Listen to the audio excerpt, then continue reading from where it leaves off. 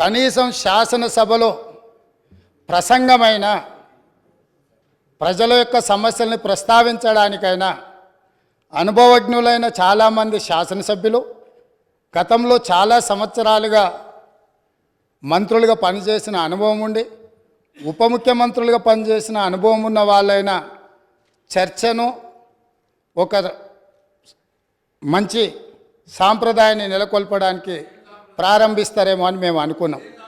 అయినా కూడా తెలంగాణ ప్రజల్ని నిరాశపరిచినరు. ఇక్కడ కూడా కుటుంబానికి తప్ప అర్హులకు ఎవరికీ అవకాశం లేదు, అర్హులకి ఇక్కడ స్థానమే లేదు అని చెప్పి చర్చను ప్రారంభించడం ద్వారా ఈ పార్టీ కుటుంబ పాలనకే పరిమితం అవుతుంది. ప్రజాస్వామిక విలువలకు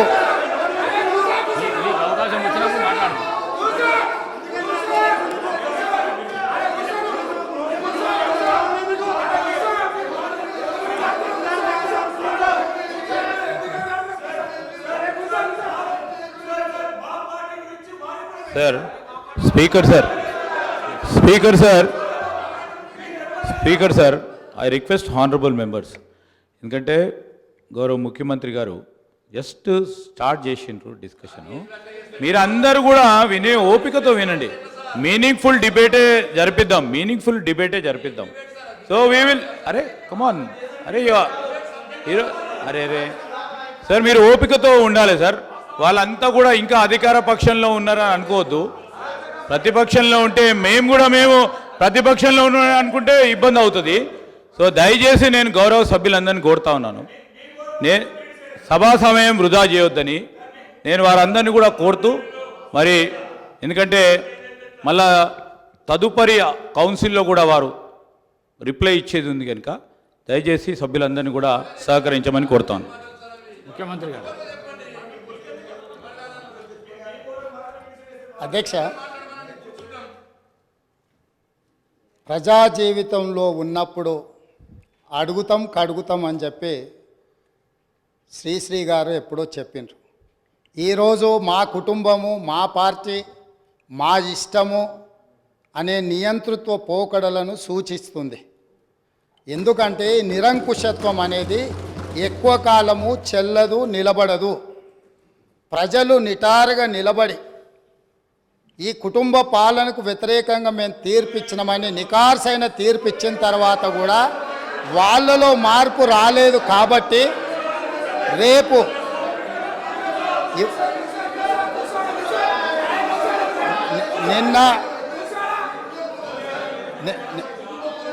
నిన్న ఇక్కడున్న వాళ్ళను అక్కడికి పంపినరు. ప్రజా తీర్పును గౌరవించకపోతే అక్కడున్న వాళ్ళను అక్కడికి పంపుతారు బయటికి. కాబట్టి వాళ్ళ ఇష్టము, వాళ్ళు ఇట్లా ఉండకుంటే మంచిదని నేను అనుకుంటున్నాను. మేము ఇట్లనే ఉంటామంటే వాళ్ళని ఎక్కడికి పంపించాలనో ప్రజలకు తెలుసు కాబట్టి నాకేం అభ్యంతరం లేదు. ఇది వాళ్ళ పార్టీ ఇష్టం.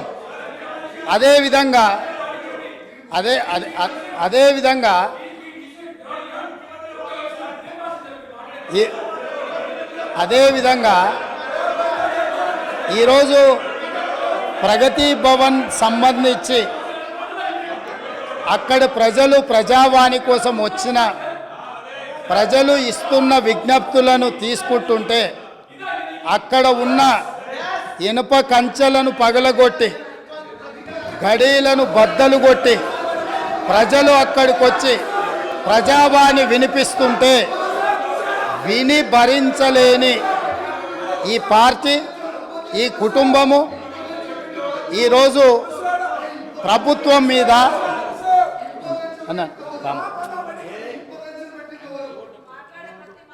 ఈరోజు ఈ ప్రజలు ఇచ్చిన తీర్పును గౌరవించే కాంగ్రెస్ పార్టీ ప్రగతి భవన్ గేట్ల ముందు ఉన్న ఇనుప కంచెలను బద్దలు కొట్టి ప్రజలకు ప్రవేశమే లేదు, తెలంగాణ ప్రజల యొక్క చెమట వాసన మేము చూడము, ఇది నిషేధిత ప్రాంతమని నిషేధించిన ఆ ప్రగతి భవన్లో ఎల్బీ స్టేడియంలో మా ప్రభుత్వం ప్రమాణ స్వీకారం చేస్తున్న 1 గంట 4 నిమిషాలకు ఆ గేట్లు బద్దలు కొట్టి తెలంగాణ 4 కోట్ల ప్రజలకు ప్రవేశం కల్పించింది మా పార్టీ, మా ప్రభుత్వం. మీకు గతాన్ని గుర్తు చేయదలుచుకున్నా. ఆనాడు హోంమంత్రి మహమూద్ అలీ గారు అక్కడికి వెళ్ళి ముఖ్యమంత్రి గారిని కలవడానికి వెళితే ఒక హోంగార్డు మీకు అనుమతి లేదు, మీకు ప్రవేశము లేదు, మిమ్మల్ని లోనికి రానివ్వము అని చెప్పి వారిని అవమానించి ఒక హోంగార్డు హోంమంత్రిని వెనక్కి తిప్పి పంపించిన చరిత్ర పుటలలో నిక్షిప్తమై ఉన్నది. ఆనాటి ఆర్థిక మంత్రి, ఆనాటి వైద్య ఆరోగ్య శాఖ మంత్రి ఈటెల రాజేందర్ గారు ముఖ్యమంత్రిని కలవడానికి అక్కడికి వెళితే అక్కడ ఉన్న పోలీసు సిబ్బంది మీకు ప్రవేశము లేదు, మిమ్మల్ని నిషేధించినము, మీకు అర్హత లేదు, మీకు ఆ స్థాయి లేదు అని చెప్పి ఈటెల రాజేందర్ గారిని ఆ ప్రగతి భవన్లకు ప్రవేశం లేదని తన సహచర మంత్రిని అవమానించి ఆ మంత్రే స్వయంగా కన్నీళ్లు పెట్టి ఈ ఆవేదనను, ఈ దుఃఖాన్ని లోపల అదిమి పెట్టుకున్న విషయాన్ని 4 కోట్ల తెలంగాణ ప్రజలకు వివరించినప్పుడు తెలంగాణ సమాజమంతా దీన్ని గమనించింది. ఇదే కాదు, ప్రజా యుద్ధ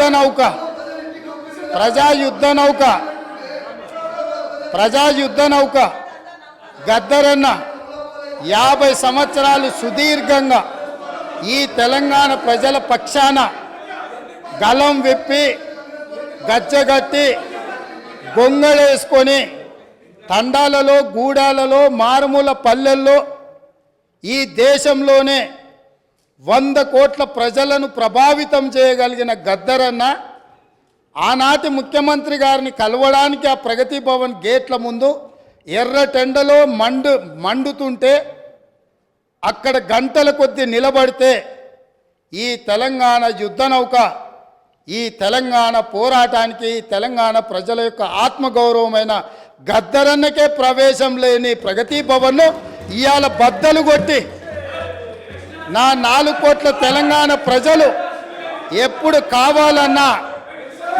కావాలన్నా ఎక్కడికి వెళ్ళాలన్నా ఆ ప్రగతి భవన్లు గేట్లను, ఇనుప కంచెల్ని బద్దలు కొట్టిన ప్రభుత్వం మా ప్రభుత్వం, ప్రజలెన్నుకున్న ప్రభుత్వం, ప్రజా ప్రభుత్వం.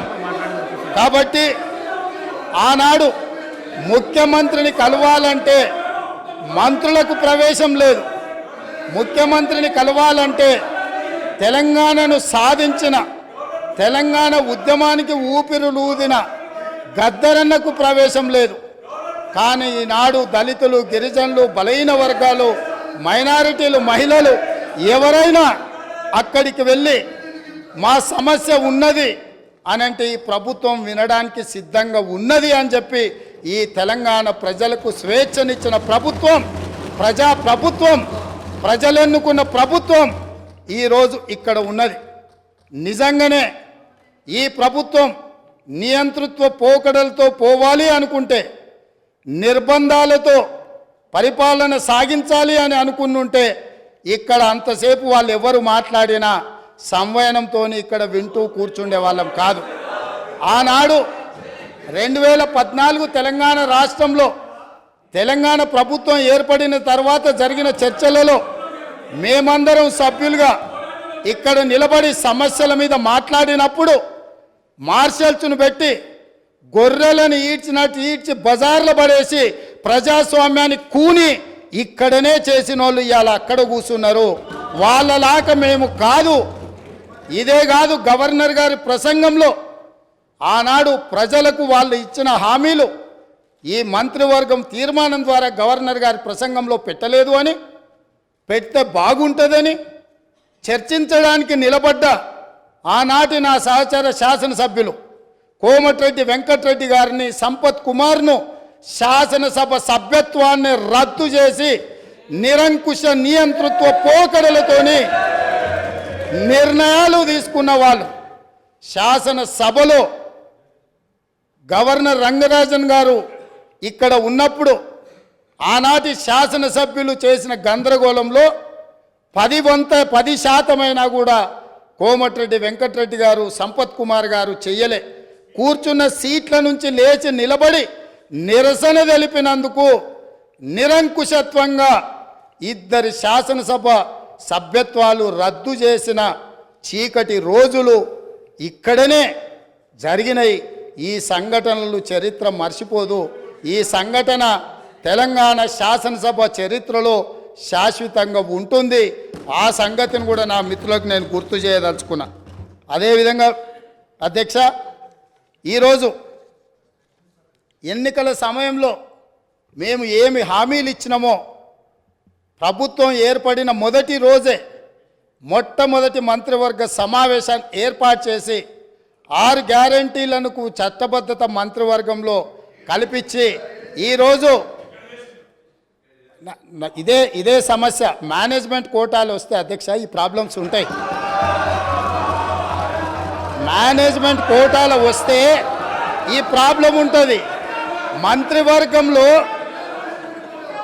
మంత్రివర్గంలో పాలసీలను ఆమోదించుకొని చట్టాలు చేసేది చట్టసభలో చేస్తారు. చట్టాలు మంత్రివర్గంలో చేయరు అధ్యక్ష. చట్టం ఎక్కడ జరుగుతుంది? శాసనసభలో జరుగుతుంది. కాబట్టి మంత్రివర్గంలో తీసుకున్న విధానపరమైన నిర్ణయాలను చట్టబద్ధత కల్పించి చట్టం చేసేదే ఈ శాసనసభ. అందుకే రాబోయే పని దినాలలో మేమిచ్చిన 6 గ్యారంటీలను ఏ రకంగా చట్టం చేయాలనో ఈ సభలోనే చట్టాన్ని ప్రవేశపెట్టి మేమే 4 గోడల మధ్యలో నా మంత్రివర్గమే కాదు, ప్రతిపక్షంలో ఉన్న వాళ్ళను, మా సహచర పక్షంగా ఉన్న సిపిఐని సమస్యలను పరిష్కరించడంలో సహకరించే ఎంఐఎం సూచనలు కూడా తీసుకొని పరిపాలన నిర్ణయాలను ఏ విధంగా చేయాలనో చట్టబద్ధత కల్పించే చట్టాన్ని ఈ సభ ద్వారా చేస్తాము. ఇందులో ఉన్న తేడాను మేనేజ్మెంట్ కోటాలో వచ్చిన వాళ్ళు గమనించాల్సిందిగా నేను కోరుకుంటున్నాను అధ్యక్ష.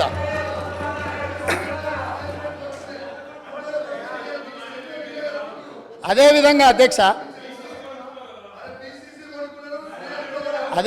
అధ్యక్ష ఈరోజు 9.5 సంవత్సరాలు ఉద్యమాలు చేసినాము, ఉద్యమాల నుంచి వచ్చి ప్రభుత్వాన్ని నడిపినామని మాట్లాడిండ్రు కదా.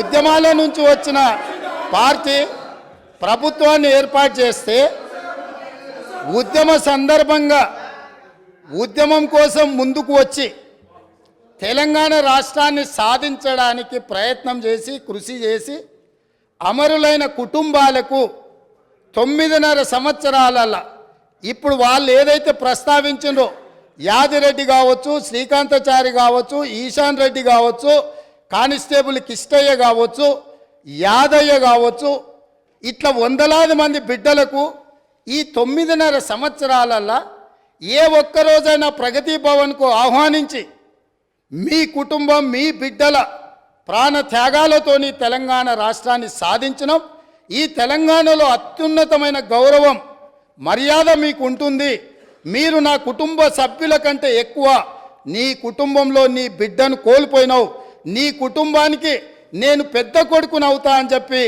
ఆనాటి ముఖ్యమంత్రి బుక్కెడు బువ్వ శంకరమ్మకు పెట్టిండా, యాదయ్య కుటుంబానికి పెట్టిండా, యాదిరెడ్డి కుటుంబానికి పెట్టిండా, కానిస్టేబుల్ కిష్టయ్య కుటుంబానికి పెట్టిండా. కానీ వాళ్ళ గురించి పట్టించుకోలే. ఈ కుటుంబంలో ఉన్న వాళ్లకు కొడుకుకు మంత్రి ఇచ్చిండు, అల్లుడికి మంత్రి ఇచ్చిండు, కన్న కూతురు ఓడిపోతే ప్రజలు తిరస్కరిస్తే ఎంబడే శాసన మండలి పదవి ఇచ్చిండు.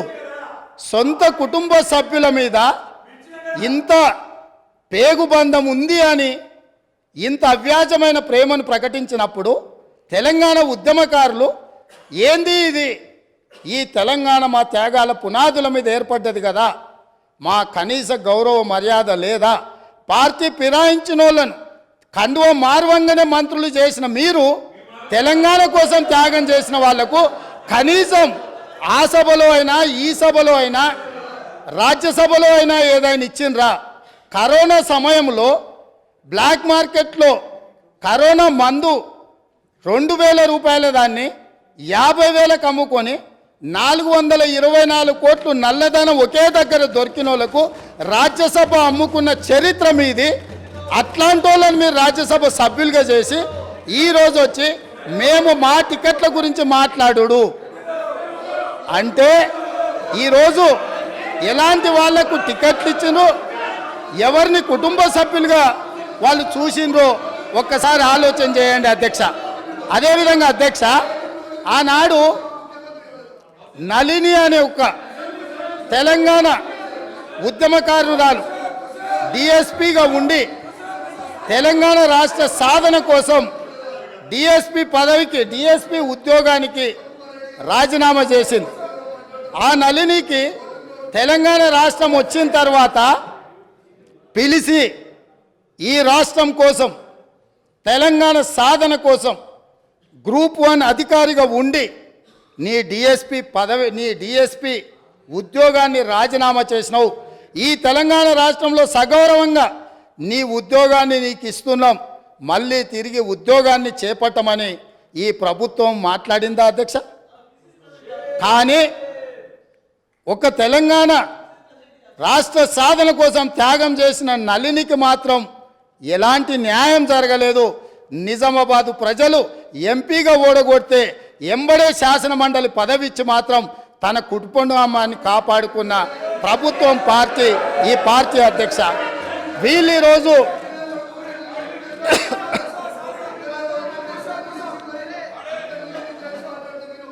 అదేవిధంగా అధ్యక్ష, ఆ విషయాన్ని పక్కన పెడితే తెలంగాణ ఉద్యమంలో లక్షలాది మంది విద్యార్థులు ఉద్యమకారులు తెలంగాణ ఉద్యమంలో కేసులు కట్టుకుంటే వాళ్ళ మీద నమోదైన కేసులు ఇప్పటి వరకు 10 సంవత్సరాలైనా ఆ తెలంగాణ ఉద్యమకారుల మీద నమోదైన కేసులను తొలగించాలన్న ఆలోచన ఎప్పుడైనా చేసిండ్రా? నేను ఈరోజు మీ ద్వారా అడగదలుచుకున్నా, ఈరోజు మీ ద్వారా తెలంగాణ ప్రజలకు నేను చెప్పదలుచుకున్నా. జూన్ 2, 2014 నాటికి తెలంగాణ రాష్ట్రం ఏర్పడే రోజుకు గౌరవనీయులైన మాజీ ముఖ్యమంత్రి వర్యులు కల్వకుంట్ల చంద్రశేఖరరావు గారు వారి కుటుంబ సభ్యుల మీద ఉన్న ఉద్యమ కేసు ఎన్ని? తెలంగాణలో లక్షలాది మంది విద్యార్థులు నిరుద్యోగ యువకులు ఉద్యమకారుల మీద ఉన్న కేసులు ఎన్ని? ఈ తెలంగాణ రాష్ట్రం ఏర్పడ్డ తర్వాత వాళ్ళ ప్రభుత్వం ఏర్పడ్డ తర్వాత వాళ్ళ మీద తీసిన కేసులన్నీ, తీసుకున్న ప్రత్యేక కార్యాచరణ ఏంది? తెలంగాణ బిడ్డల మీద ఉన్న ఉద్యమ కేసులను తొలగించినవన్నీ, వాటి మీద ఎప్పుడైనా ఆనాటి ముఖ్యమంత్రి గారు సమీక్ష చేసి ఈ కేసులు వాళ్ళ మీద ఉంటే భవిష్యత్తులో వాళ్ళ ఉద్యోగాలకు ఇబ్బంది అవుతుంది, లేదా తెలంగాణ రాష్ట్ర సాధనలో వాళ్ళ మీద పెట్టిన కేసులను తొలగించాలని ఏ రోజైనా ఈ రాష్ట్ర ముఖ్యమంత్రి గారు సమీక్షించి ఈ శాసనసభలో చర్చించి అవసరమైతే ఈ శాసనసభ ఏకగ్రీవంగా నిర్ణయం చేసినుంటే ఏ విధంగా ముందుకు వెళ్తుండేనో ఇవాళ మనం చెప్పుండే వాళ్ళం అధ్యక్ష. అందుకే అధ్యక్ష, వాట్ ఈస్ ద అధ్యక్ష, ఐఎమ్ నాట్ ఈల్డింగ్ అధ్యక్ష. అయితే ఈరోజు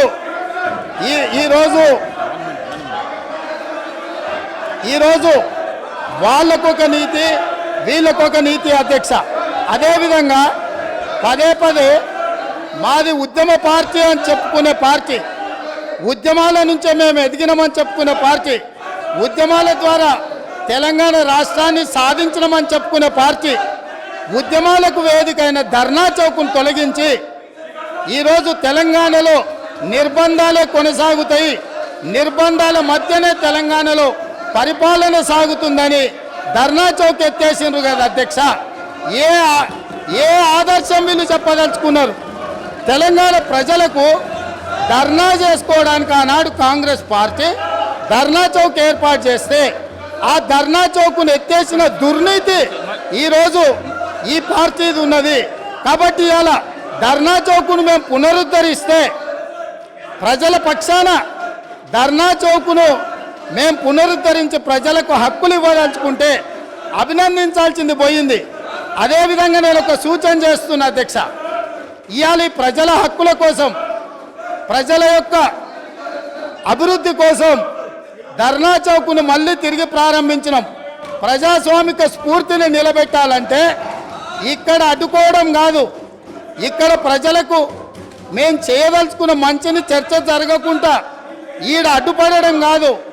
కల్వకుంట్ల తారక రామారావు గారు ఆ ధర్నా చౌక్లో, మేము ఓపెన్ చేసిన ధర్నా చౌక్లో ఆమరణ నిరాహార దీక్ష చేస్తే తెలంగాణ సమాజానికి కూడా ఒక మంచి సందేశాన్ని ఇచ్చినట్టు ఉంటుంది. కాబట్టి అక్కడ ఉన్న వాళ్లకు జ్ఞానోదయం కలిగి తిరిగి మేము ప్రారంభించిన ధర్నా చౌక్లో ధర్నాలు చేసుకునే స్వేచ్ఛ వాళ్లకు మేము ఇవ్వడం జరిగింది అధ్యక్ష. అందుకే వాళ్ళని అక్కడ ధర్నా చేసుకోమని చెప్తున్నా అధ్యక్ష. అదేవిధంగా ఇవాళ చాలామంది మిత్రులు పాపం వాళ్ళు ఇక్కడ ఉన్నారని నించొని మాట్లాడుతున్నారు, కానీ వాళ్ళు ఏం చెప్తున్నారు అధ్యక్ష, మీ ప్రభుత్వం ఏర్పడ్డ తర్వాత మేము స్వేచ్ఛగా కోఆపరేట్ చేయండి మీరు, please please. Leader of the house మాట్లాడేటప్పుడు మీకు టైం ఇస్తా, మీరు మాట్లాడుతున్నారు, ప్లీజ్ ప్లీజ్.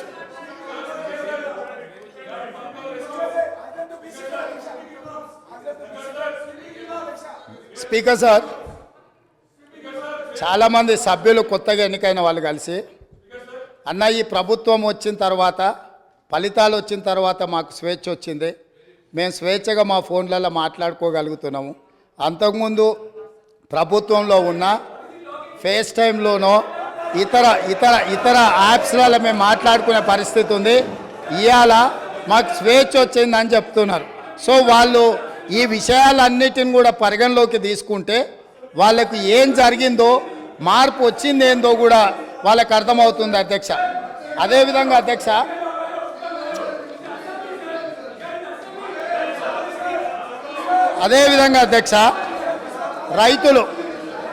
రైతుల గురించి అధ్యక్ష,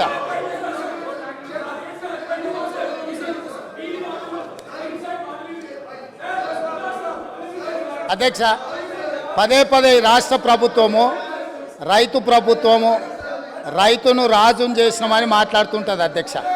నేను కొన్ని వాస్తవిక విషయాలు ఈరోజు నేను మీ ముందుకు తీసుకురాదలుచుకున్నాను అధ్యక్ష. రాష్ట్రంలో రైతుల ఆదాయం పెరిగింది, రైతుల ఆత్మహత్యలు తగ్గినాయి, రైతుల వలసలు తగ్గినాయి, రైతులు పండించిన పంటకు గిట్టుబాటు ధర ఇస్తున్నాము, సాగునీటి ప్రాజెక్టులు నిర్మించడం ద్వారా 1 కోటి ఎకరాలకు నీళ్ళు ఇచ్చినామని పదే పదే ఆనాటి ప్రభుత్వం ఈనాటి వరకు ఒకే అంశాన్ని పదే పదే ప్రస్తావిస్తున్నారు అధ్యక్ష. నేను కొన్ని వాస్తవ విషయాలను ఈరోజు మీ ముందు పెట్టదలుచుకున్నాను అధ్యక్ష. ఈరోజు దేశంలో ఉన్న రాష్ట్రాలలో రైతుల యొక్క ఆదాయం గురించి మనం చర్చించినప్పుడు తెలంగాణ రాష్ట్రము ఈ దేశంలో ఉన్న రాష్ట్రాలలో రైతు ఆదాయంలో 25వ స్థానంలో ఉంది. ఇది నేను చెప్పడం లేదు అధ్యక్ష. రాజ్యసభలో కేంద్ర ప్రభుత్వము ఒక ప్రశ్నకు సమాధానం ఇస్తూ రైతుల యొక్క ఆదాయాన్ని లెక్కించినప్పుడు తెలంగాణ రాష్ట్రంలో ఉండే రైతు యొక్క ఆదాయము 9,403 రూపాయలు. అంటే ఇది మొత్తం దేశంలో ఉన్న అన్ని రాష్ట్రాలలో 25వ స్థానం. అత్యధికంగా రైతు ఆదాయం ఉన్న రాష్ట్రం ఏదో తెలుసా అధ్యక్ష? మేఘాలయ, 29,348 రూపాయలు. అంటే రైతు ఆదాయంలో 25వ స్థానంలో ఉన్న తెలంగాణ రాష్ట్రము, ఆనాటి పాలకులు ఈ రాష్ట్రంలో రైతులు బాగున్నారు, బాగుపడ్డారు అని ఏ రకంగా చెప్తారో ఈరోజు వాళ్ళకి చెప్పాల్సిన సమాధానము వాళ్ళు ప్రజలకు చెప్పాల్సిన అవసరం ఉన్నది అధ్యక్ష. అదేవిధంగా అధ్యక్ష, రైతులు ఎన్సీఆర్బీ లెక్కల ప్రకారము దేశంలోనే మొదటి స్థానము లేదా 2వ స్థానంలో ఈ 10 సంవత్సరాలు రైతు ఆత్మహత్యలల్లో ఎప్పటికప్పుడు మొదటి 2 స్థానాలలోనే తెలంగాణ రాష్ట్రం ఉంది. 8,000 చిల్లర రైతులు ఆత్మహత్యలు చేసుకున్నారని ఎన్సీఆర్బీ లెక్కలు చెప్తున్నాయి అధ్యక్ష. రాష్ట్ర ప్రభుత్వమే రైతు బీమా పథకం తెచ్చినాము అని గొప్పగా చెప్పుకున్నారు అధ్యక్ష. రైతు బీమా పథకంలో సార్ నేను చెప్పకముందే ఎందుకు లేస్తున్నారు సార్ వాళ్ళు? ఎందుకా ఉలికిపాటు? రాష్ట్ర ప్రభుత్వం తీసుకొచ్చిన రైతు బీమా పథకానికి సంబంధించిన నివేదిక 2018 ఆగస్టు నెలలో ప్రారంభించిన రైతు బీమా పథకంలో అర్హులు ఎవరో తెలుసా అధ్యక్ష? 18 సంవత్సరాలు నిండిన వాళ్ళు, 60 సంవత్సరాల లోపట ఉన్నవాళ్ళు. ఎంతమంది రైతులు చచ్చిపోయినారో తెలుసా అధ్యక్ష? వీళ్ళ లెక్కల ప్రకారము నెంబర్ ఆఫ్ క్లెయిమ్స్ వచ్చేసి, నెంబర్ ఆఫ్ డెత్స్ వచ్చేసి 1,21,965. ఇప్పటి వరకు వాళ్ళకు వచ్చింది 1,19,081. అంటే 2018 నుంచి 2023 ఆగస్టు నెల వరకు 1,21,000 మంది రైతులు చచ్చిపోయినరు. ఏ వయసు ఉన్న వాళ్ళు? 18 సంవత్సరాలు పైబడిన వాళ్ళు, 60 సంవత్సరాల లోపల ఉన్నవాళ్ళు. అంటే ఇవి ప్రభుత్వం చేసిన హత్యలు కాదా అని నేను అడుగుతున్నా అధ్యక్ష. ఇదా రైతు ప్రభుత్వం?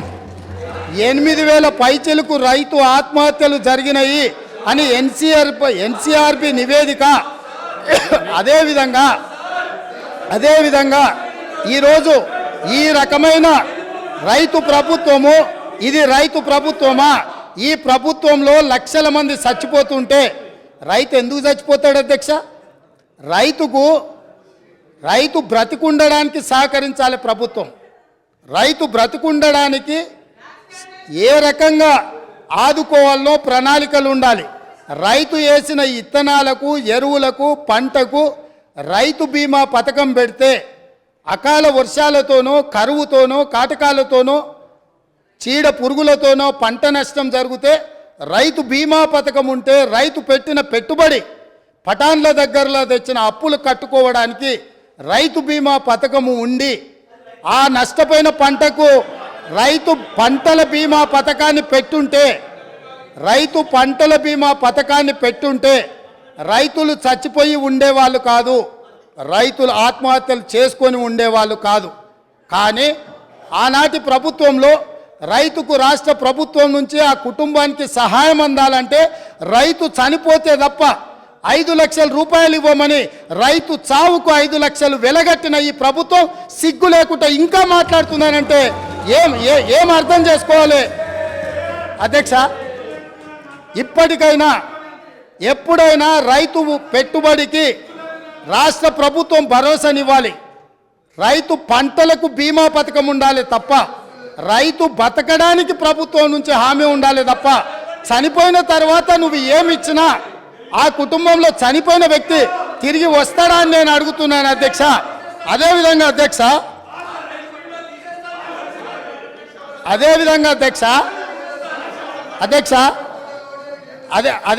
అధ్యక్ష వీళ్ళు ఏదైతే వరి ఈరోజు తెలంగాణ రాష్ట్రంలో ఇవాళ పసుపు పోయింది, చెరుకు పోయింది, కందులు పోయినాయి, మిరప పోయింది, పత్తి పోయింది, ఇట్లా ప్రత్యామ్నాయంగా సోయాబీన్ పోయింది. కమర్షియల్ క్రాప్లని ఈ తెలంగాణ రాష్ట్రము భూమి యొక్క నైసర్గిక స్వరూపము ఎన్నో రకాల ప్రత్యామ్నాయ పంటలు పండించడానికి సారవంతమైన భూములు ఉన్నాయి.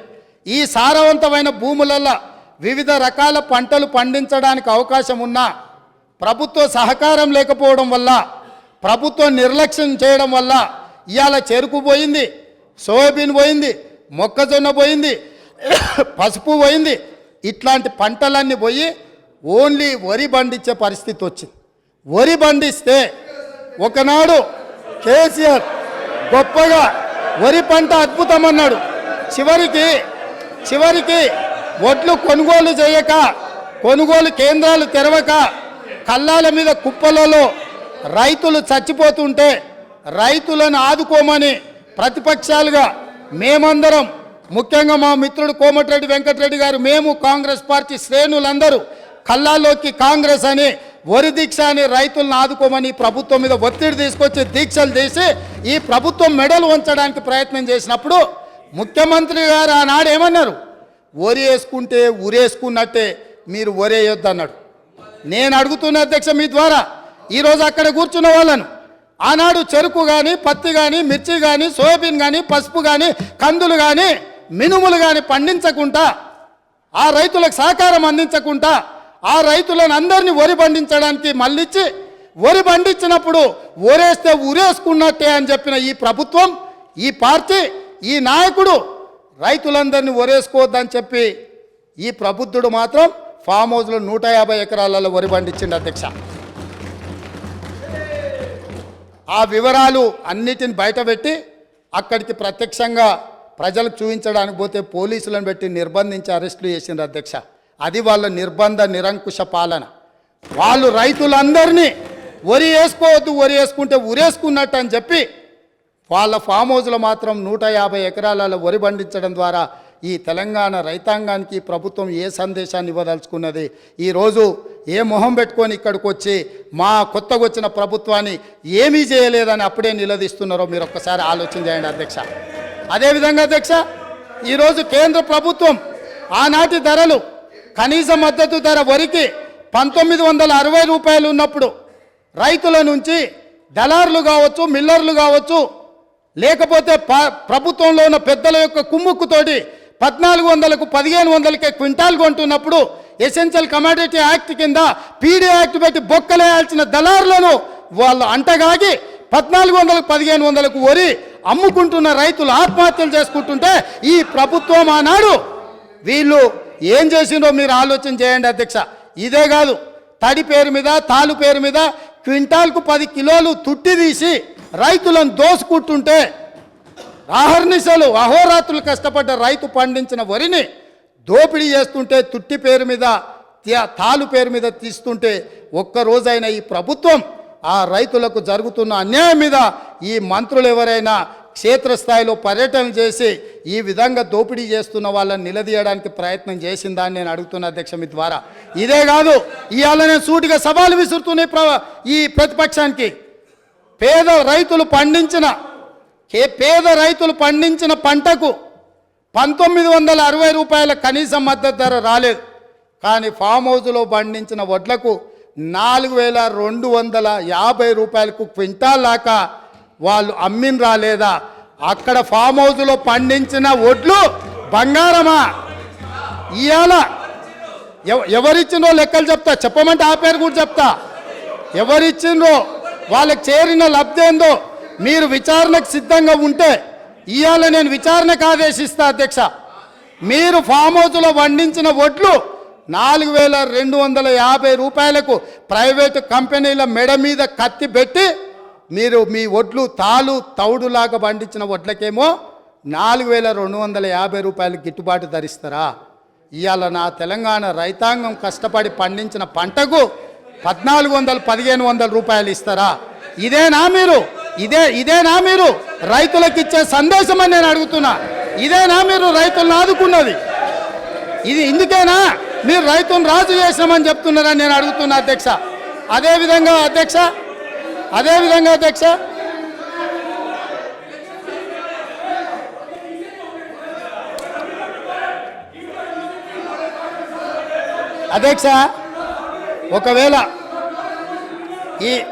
ఒకవేళ ఈ పార్టీ ఫామ్ హౌస్లో 4250 రూపాయలకు వడ్లు అమ్మలేదు అని అంటే నేను విచారణకు ఆదేశిస్తే వాళ్ళు ఒప్పుకుంటారేమో అడుగున్నారు అధ్యక్ష. అదేవిధంగా అధ్యక్ష విద్యుత్ వినియోగం గురించి దేశంలోనే తెలంగాణ మొదటి స్థానాన్ని సాధించిందని పదే ప్రభుత్వం గొప్పలు చెప్పుకుంటుంది అధ్యక్ష. వినటోడు చెవిటోడు అయినా వినటోనికి ఇంతనైనా ఉండాలని చెవులు వేసుకొని వాళ్ళు చెప్పొచ్చు. విద్యుత్ తలసరి వినియోగంలో తెలంగాణకు మొదటి స్థానం లేదు అధ్యక్ష. పచ్చి అబద్ధాలు చెప్పి బ్రతకాలని చూస్తున్నారు. అబద్ధాల పునాదుల మీద ఏర్పడ్డ పార్టీ, అబద్ధాల పునాదుల మీద అధికారంలోకి వచ్చిన పార్టీ, అబద్ధాల పునాదుల మీదనే పరిపాలన సాగించిన పార్టీ ఈరోజు ప్రతిపక్షంలో కూడా మళ్ళీ అబద్ధాలనే నమ్ముకొని అబద్ధాలనే ప్రాతిపదికన ఇంకా ప్రజల్ని మభ్యపెట్టాలని ప్రయత్నం చేస్తున్నారు అధ్యక్ష. వాస్తవంగా కేంద్ర విద్యుత్ శాఖ ఆధ్వర్యంలోని సెంట్రల్ ఎలక్ట్రిసిటీ అథారిటీ వార్షిక నివేదిక 2023 ప్రకారము తెలంగాణ రాష్ట్రం విద్యుత్ తలసరి వినియోగంలో 10వ స్థానంలో ఉంది అధ్యక్ష. మొదటి స్థానానికి 10వ స్థానానికి ఎంత తేడా ఉంది అధ్యక్ష? ఇవాళ రాష్ట్రాలే కాదు, యూనియన్ టెరిటరీస్ కూడా ఒకవేళ చెప్పమంటే నేను చెప్తా అధ్యక్ష. మొట్టమొదటి దాద్రా అండ్ నగరీ హవేలీ 12,250 యూనిట్లతో మొదటి స్థానంలో ఉంటే డయ్యూ డామన్ 5,914 యూనిట్ల రెండవ స్థానంలో ఉంది అధ్యక్ష. రాష్ట్రాలను తీసుకుంటే గోవా, పంజాబ్, ఒడిశా, గుజరాత్, ఛత్తీస్గఢ్, హర్యానా, పుదుచ్చేరి తర్వాత తెలంగాణ రాష్ట్రం ఉంది అధ్యక్ష. తలసరి విద్యుత్ వినియోగంలో తెలంగాణ రాష్ట్రం మొదటి స్థానంలో లేదు, వాళ్ళు అబద్ధాలు చెప్పినట్టుగా. తలసరి విద్యుత్ వినియోగంలో 10వ స్థానంలో ఉంది. ఇప్పటికైనా అబద్ధాలు చెప్పడం మానాల్సిందిగా ఆ పక్ష సభ్యులకు చెప్తున్నా అధ్యక్ష. అదేవిధంగా అధ్యక్ష, ఈరోజు మేము నీళ్ళు ఇచ్చాం అని చెప్పుకుంటున్నారు అధ్యక్ష. 1 కోటి ఎకరాలకు నీళ్ళు ఇస్తే కాళ్ళ ద్వారా నీళ్లు బారితే ఎక్కడైనా పంపు సెట్లు పెరుగుతాయి అధ్యక్ష? మీరు చెప్పండి. కాలువల ద్వారా మన పొలాలకి నీళ్ళు ఒకవేళ రాష్ట్ర ప్రభుత్వం అందించి ఉంటే, కాలువల ద్వారా ప్రతి ఎకరాకు 1 కోటి ఎకరాలకు నీళ్లు వచ్చి ఉంటే, తెలంగాణ రాష్ట్రం ఏర్పడ్డప్పుడు దాదాపుగా వారి లెక్కల ప్రకారం 19 లక్షల పంపు సెట్లతో తెలంగాణ రాష్ట్రం ఏర్పడితే ఇవాళ 29 లక్షల పంపు సెట్లకు తెలంగాణ పెరిగిందంటే కాలువల ద్వారా నీళ్ళు ఇచ్చినాము, లక్షల కోట్ల రూపాయల ఖర్చు పెట్టినాము, కాళేశ్వరంతో 1 కోటి ఎకరాలకు నీళ్ళు ఇచ్చినామని చెప్పి వాళ్ళు కల్పిస్తున్న ప్రచారము శుద్ధ అబద్ధమన్న సంగతి మీ ద్వారా ఈరోజు తెలంగాణ ప్రజలకు చెప్పదలుచుకున్న అధ్యక్ష. నిజంగానే మీరు ఎక్కడి నుంచి అయితే వచ్చిరో, నేను ఎక్కడి నుంచి అయితే వచ్చినో, మన కొడంగల్, తాండూరు, వికారాబాద్, పరిగి, చేవెళ్ళ వరకు ప్రాణహిత చేవెళ్ళ ప్రాజెక్టు పూర్తి చేసి 10 సంవత్సరాలలో మన ప్రాంతానికి చివరి ఎకరాకు నీళ్ళు ఇచ్చుంటే బోరు మోటార్ల మీద, కాలిపోయే మోటార్ల మీద, పేలిపోయే ట్రాన్స్ఫార్మర్ల మీద, ఈ ప్రభుత్వం చెప్పే అబద్ధాల మీద మన ప్రాంత రైతులు బ్రతకాల్సిన అవసరం ఉండేనా అధ్యక్ష? ఆనాడు కృష్ణానది జలాలు, గోదావరి జలాల మీద చర్చ జరిగినప్పుడల్లా ఉమ్మడి రాష్ట్రంలో సమైక్య పాలనలో తెలంగాణ రాష్ట్రానికి వివక్ష సాగుతుంది, నా ప్రాంతం మీద దాడి జరుగుతుంది, నా ప్రాంతానికి రావాల్సిన నీళ్లు రావడం లేదు, మా నీళ్లు మాకు కావాలి అని ఆనాడు తెలంగాణ ప్రజలందరూ కొట్లాడినరు. ఆనాడు కారణం ఉంది కొట్లాడడానికి. ఎందుకంటే పాలకులు మనవాళ్ళు కాదు, వడ్డించేవాడు మనవాడు కాదు, వివక్ష చూయించి ఉండొచ్చు, మనకు అన్యాయం జరిగి ఉండొచ్చు అధ్యక్ష. ఆనాడు పోరాటం జరిగి ఉండొచ్చు. ఈరోజు నేను అడుగుతున్న జూన్ 2, 2014 నుంచి ఈనాటి వరకు తెలంగాణ రాష్ట్రానికి ముఖ్యమంత్రి ఉన్న వ్యక్తి ఈ తెలంగాణ బిడ్డ కాదా? ఈ వివక్ష ఎందుకు నా వికారాబాద్, నా కొడంగల్, నా చేవెళ్ళ, నా ప్రాంతం ఆనాడు నిర్మించి 10,000 కోట్ల రూపాయలు ఖర్చు పెట్టిన ప్రాణహిత చెవెళ్ళ ఎందుకు ఎగిరిపోయింది? ఇయాలటికి అదే ఎడారిగా ఈ కృష్ణానది జలాలు అందక ఎందుకు మనము వలసలు పోతున్నాము? ఈ వివక్ష కారణం వీళ్ళు కాదా అధ్యక్ష? లక్షల కోట్ల రూపాయలు ఖర్చు పెట్టి ఇవాళ తెలంగాణలో ఎవరి పాడైందరో ఈ తెలంగాణని పాడుకునే పరిస్థితి ఎందుకు వచ్చింది అధ్యక్ష? 10 సంవత్సరాల నాడు వివక్షతోటి ప్రాజెక్టులు పూర్తి కావడం లేదు. కల్వకుర్తి, భీమా, కోయిల్పాడు, నెట్టన్ సాగర్, ప్రాణహిత చేవెళ్ళ నుంచి మొదలు పెడితే దేవాదుల, శ్రీరామ్ సాగర్, ఇందిరా సాగర్, శ్రీరామ్ సాగర్లో కూడా వివక్ష జరిగిందని ఆనాడు సాగునీటి ప్రాజెక్టుల మీద మాట్లాడుకున్న మనం ఈ 10 సంవత్సరాలల్లా ఈ ప్రాజెక్టులు 100% పూర్తి ఎందుకు కాలేదు? ప్రాణహిత చేవెళ్ళ ప్రాంతానికి నీళ్ళు ఎందుకు రాలేదని మీ ద్వారా వాళ్ళని నిలదీస్తున్న అధ్యక్ష. ఎందుకు నా పాలమూరు రంగారెడ్డి ఎత్తిపోతల పథకం వివక్షకు లోనైంది? ఎందుకు ఇయాలటికి నా పాలమూరు ఎడారిగా మారింది? ఎందుకు ఇయాలటికి నా పాలమూరు నుంచి వలసలు పోతూనే ఉన్నాయి, వలసలు వెళ్ళే బస్సులు అక్కడే ఉన్నాయి? ఆ పాలమూరు బిడ్డలు కరీంనగర్ నుంచి పారిపోయి ఈ ప్రాంతానికి వలస వస్తే గుండెల్లో పెట్టి చూసుకొని భుజాల మీద మోసి పార్లమెంటుకు మేము పంపిస్తే, పాలమూరులో ఊరు లేకపోయినా, పార్లమెంటులో నోరు లేకపోయినా మేము ఎంపీగా గెలిపించి మిమ్మల్ని పంపిస్తే, మీరు రాష్ట్రం వచ్చినాక ముఖ్యమంత్రి అయినాక 100% గుండెల్లో పెట్టి చూసుకోవాల్సిన బాధ్యత ఆనాటి ముఖ్యమంత్రి గారికి లేకుండేనా? మా పాలమూరు బిడ్డలు చేసిన నేరమేంది? నీకు ఓట్లేసి ఎంపీగా గెలిపించడమేనా? నిన్ను నమ్మి ఆర్జీఎస్ ప్రాజెక్టు ఈ రోజుకు ఇప్పటికీ పూర్తి కాలేదు. ఎందుకు ఇప్పటికీ అలంపూరు ప్రాంతంలో మీరు టెంకాయలు కొట్టిన ప్రాజెక్టులు పూర్తి కాలేదని నేను అడుగుతున్నా అధ్యక్ష. ఎందుకు ఈ వివక్ష అని నేను అడుగుతున్నా. మేము ఎంపీగా గెలిపించకపోయిన ఉంటే, ఆ పాలమూరు జిల్లా ప్రజలు నీకు ఓటు వేయకపోయినుంటే నీ రాజకీయ భవిష్యత్తు ఎక్కడుండేది? ఇయాలను గొప్పలు చెప్పుకునే ఈ అవకాశం ఎక్కడుండేదని నేను అడుగుతున్నా అధ్యక్ష. అందుకే ఈరోజు పాలమూరు రంగారెడ్డి ఎత్తిపోతల పథకాన్ని జాతీయ ప్రాజెక్టుగా సాధించలేదు, రాష్ట్ర నిధులతో పూర్తి చేయలేదు. అందుకే ఈరోజు ప్రతిపక్షంలో ఉన్న మీకు మొట్టమొదట పాలమూరు జిల్లా ప్రజలు క్షమాపణ చెప్పి ఈ సభలో ప్రసంగాన్ని ప్రారంభించనుంటే నిజంగానే పాలమూరు ప్రజలు మిమ్మల్ని క్షమించి ఉండేవాళ్ళం. 2009-10లో కృష్ణానది ఉప్పొంగినప్పుడు, వరదలు వచ్చినప్పుడు అలంపూరు ప్రాంతంలో కొట్టుకుపోయినప్పుడు అలంపూరు ప్రాంత ప్రజలకు మహబూబ్ నగర్ ఎంపీగా శాసనసభ ప్రతిపక్ష నాయకుడు కల్వకుంట్ల చంద్రశేఖరరావు గారు ఒక మాట ఇచ్చిండ్రు. ఈ ప్రాంతం నిండా మునిగిపోయింది, మీ ఇండ్లన్నీ కొట్టుకుపోయినాయి, మీకు ప్రభుత్వం ఇండ్లు ఇప్పించకపోతే బంజారాహిల్స్ నందినగర్లో ఉన్న నా ఇల్లు అమ్మి మీకు ఇల్లు కట్టిస్తా అన్నాడు. మేము ఆయన ఇల్లు నమ్మి కట్టించమని మేము అడుగుతలేము అధ్యక్ష. కానీ ప్రభుత్వం వచ్చిన 10 ఏళ్లలో నువ్వు కట్టిస్తాన్న డబుల్ బెడ్రూమ్ ఇండ్లు ఆ అలంపూరు ప్రాంతంలో మునిగిపోయిన పేదలకు కట్టించి ఉంటే ఈరోజు నీకు ఇక్కడ నిలబడి మాట్లాడే అధికారము అవకాశం ఉంటుండే.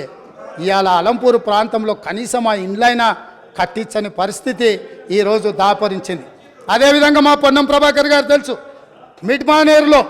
మిడ్మానేరు ముంపు బాధితులకు కొన్ని సంవత్సరాలుగా వాళ్ళు పోరాటం చేస్తున్నారు, ఆరాట పడుతున్నారు. ఈ రాష్ట్రానికి ముఖ్యమంత్రి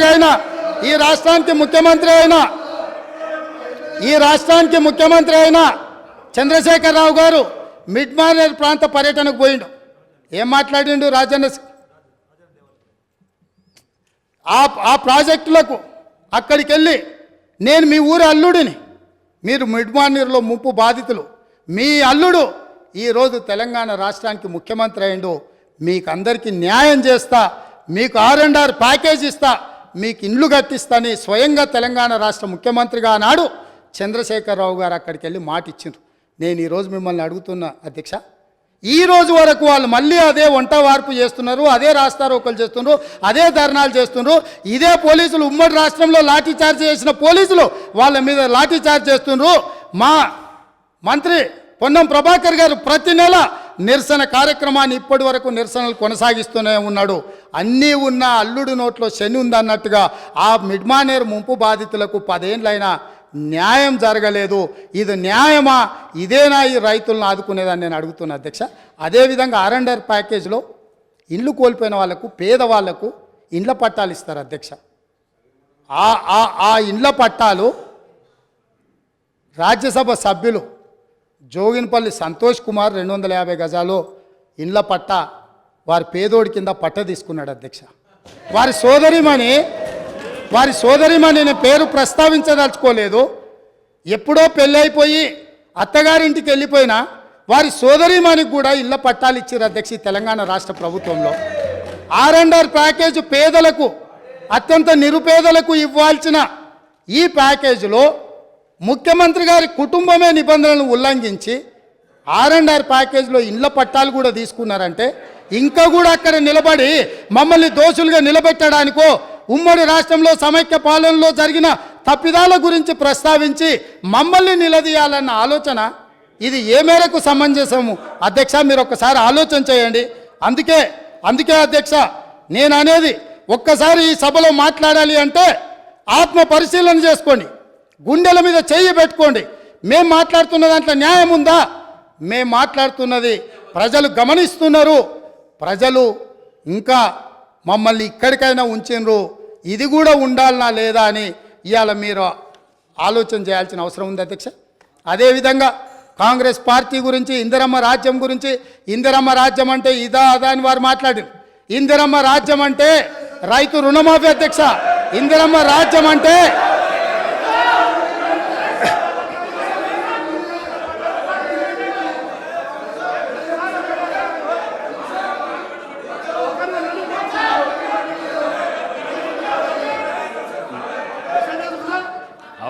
అవకాశం వచ్చినప్పుడు మాట్లాడదు అధ్యక్ష. లీడర్ ఆఫ్ ది హౌస్ మాట్లాడేటప్పుడు అధ్యక్ష, లీడర్ ఆఫ్ ది హౌస్ మాట్లాడేటప్పుడు డిస్టర్బ్ చేయకండి. మీకు అవకాశం వచ్చినప్పుడు మీరు మాట్లాడండి. కొత్తగా వచ్చినావు, కొత్త సభ్యునివి, కొత్త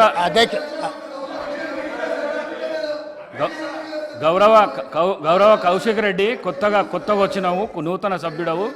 నువ్వు లీడర్ ఆఫ్ ది హౌస్ మాట్లాడేటప్పుడు గడబడి చేయకు, నీకు అవకాశం వస్తుంది అధ్యక్ష. లేదు మనం అట్లేం లేదు, వాళ్ళు వినాల్సిందే, వాళ్ళకి ఇదే శిక్ష. వాళ్ళని ఎవరిని బయటికి పంపను, ఎవరిని పంపొద్దు అధ్యక్ష. దయచేసి మీకు విజ్ఞప్తి చేస్తున్నా, వాళ్ళని ఇక్కడ కూర్చోబెట్టి కఠోరమైన నిజాలు వాళ్ళు వినడం ద్వారా వాళ్ళలో పరివర్తన తీసుకురావాలన్నదే ప్రభుత్వం యొక్క ఆలోచన. కాబట్టి వారిని ఎవరిని కూడా సభలో నుంచి బయటకు పంపించొద్దు అధ్యక్ష. అందుకే ఈరోజు ఇందిరమ్మ రాజ్యం గురించి పదే పదే మాట్లాడుతున్నారు అధ్యక్ష. ఎస్, ఇందిరమ్మ రాజ్యం తెస్తాం సోనియమ్మ నాయకత్వంలో. ఖచ్చితంగా ఈ రాష్ట్రంలో ఇందిరమ్మ రాజ్యం.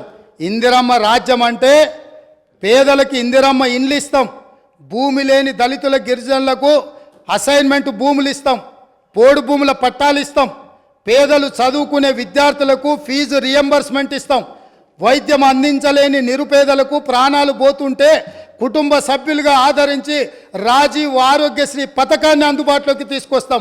ఇందిరమ్మ రాజ్యం అంటే మైనారిటీలకు సచార్ కమిటీ నివేదిక ప్రకారం దళితులతో సమానంగా వాళ్ళు ఇబ్బందులను ఎదుర్కొంటున్నారంటే మైనారిటీలకు 4% రిజర్వేషన్ ఇస్తాం అధ్యక్ష. ఇందిరమ్మ రాజ్యం అంటే ఈ సమాజంలో ఉన్న ప్రతి ఒక్కరి యొక్క హక్కులను కాపాడుతాం. ఇందిరమ్మ రాజ్యంలో మహిళలకు మహాలక్ష్మి ద్వారా 2500 రూపాయలు వాళ్ళ ఖాతాలో వేస్తాం, 500 రూపాయలకే సిలిండర్ వాళ్ళకి ఇస్తాం. అదేవిధంగా ఇందిరమ్మ రాజ్యంలో వాళ్లకు ఉచితంగా బస్సులో ప్రయాణం చేసే అవకాశాన్ని కల్పిస్తాం. ఇంకా చాలా విషయాలు ఇందిరమ్మ రాజ్యం గురించి చెప్పాల్సిన ఉన్నాయి, అవి చివరిలో చెప్తా అధ్యక్ష. ఈరోజు కేటీఆర్ గారు మాట్లాడుతూ ఈ గవర్నర్ గారి ప్రసంగం వినేటప్పుడు నాకు సిగ్గైంది వినడానికి అని అన్నారు. నిజంగానే వారు సిగ్గుపడాలి. ఎందుకు అని అంటే నిజంగానే చాలా విషయాలు మేము అందులో ప్రస్తావించుంటే వారు సిగ్గుపడి తల దించుకునేవాళ్ళు. మేము ఎందుకంటే ఇప్పుడే ఎందుకు అన్ని నిజాలు కఠోరమైన సత్యాలను మొదటి సభలోనే ఎందుకు, ఇంకా సుదీర్ఘంగా చర్చ జరగాలి, ఈ చర్చల ద్వారా ప్రజలకు తెలియాలని కొన్ని విషయాలు గవర్నర్ గారి ప్రసంగంలో పొందుపరచలేదు. కాకపోతే వారు ప్రస్తావించను కాబట్టి నాకు చెప్పక తప్పదు అధ్యక్ష. నన్ను కంపెల్ చేసిండు వారు ఈ రోజే ప్రస్తావించేటట్టు. నేను ఒక్క మాట మీ ద్వారా అడగదలుచుకున్నాను అధ్యక్ష. ఈ రాష్ట్రంలో జరుగుతున్న ఇసుక దోపిడీలో వాళ్ళ పాత్ర లేదా?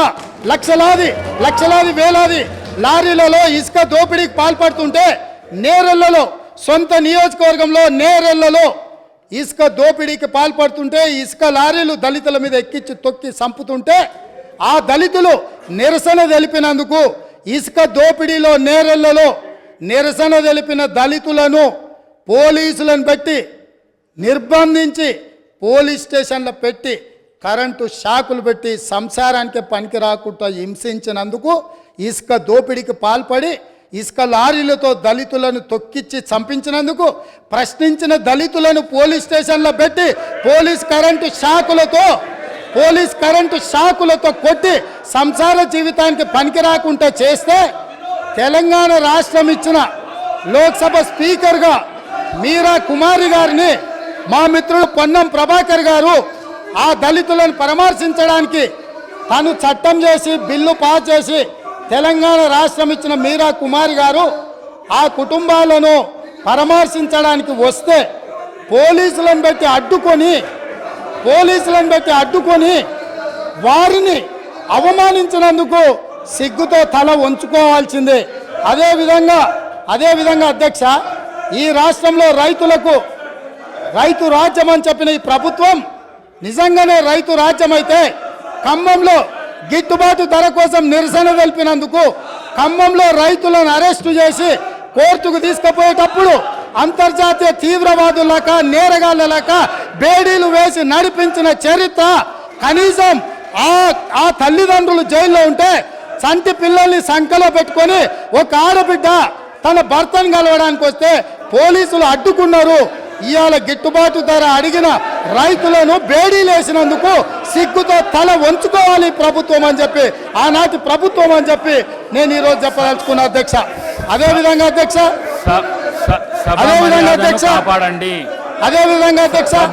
Telangana public service commission leader of మీకు అవకాశం ఇస్తాం మాట్లాడుదురు.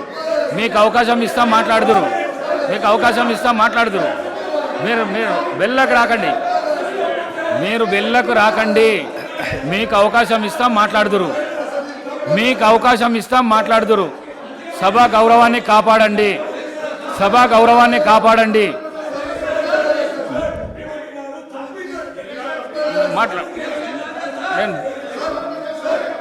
అధ్యక్ష, చాలా రోజులు చర్చలు ఉన్నాయి. సభ ఈ రోజుతోనే అధ్యక్ష, ఈ సభ మీ అనుమతితో మీ సీట్లలో మీరు గౌరవ సభ్యులు అధ్యక్ష. మీ సీట్లలో మీరు పోతే మీకు అవకాశాన్ని కలిగిస్తా నేను. అధ్యక్ష మీ ఈ సభను మీ గౌరవ అనుమతితో సభ్యులు ఇంకా సభా కొంతకాలం మర్యాదను చర్చలు కాపాడండి. కొనసాగిద్దాము. అప్పుడు వాళ్ళు ఏమేమి కావాలనో ఏమేమి అడగదలుచుకున్నారో మీకు అవకాశం ఏమేమి చెప్పదలుచుకున్నారో విందాము. మీకు ఈ అవకాశం ప్రభుత్వంలో ఇస్తాము. 10వ తరగతి పరీక్షలు అధ్యక్ష ఈ ప్రభుత్వము 10వ తరగతి పరీక్షలు నిర్వహించలేక 10వ తరగతి ప్రశ్నాపత్రాలు మీకు అవకాశం ఇస్తాము. సభా మర్యాదను కాపాడండి. మీకు అవకాశం ఇస్తా, నేను ఇస్తా. మీ సీట్లకు మీరు వండి. గౌరవ సభ్యులు మీ సీట్ ఇస్తా. స్పీకర్ సార్ ముఖ్యమంత్రి గారు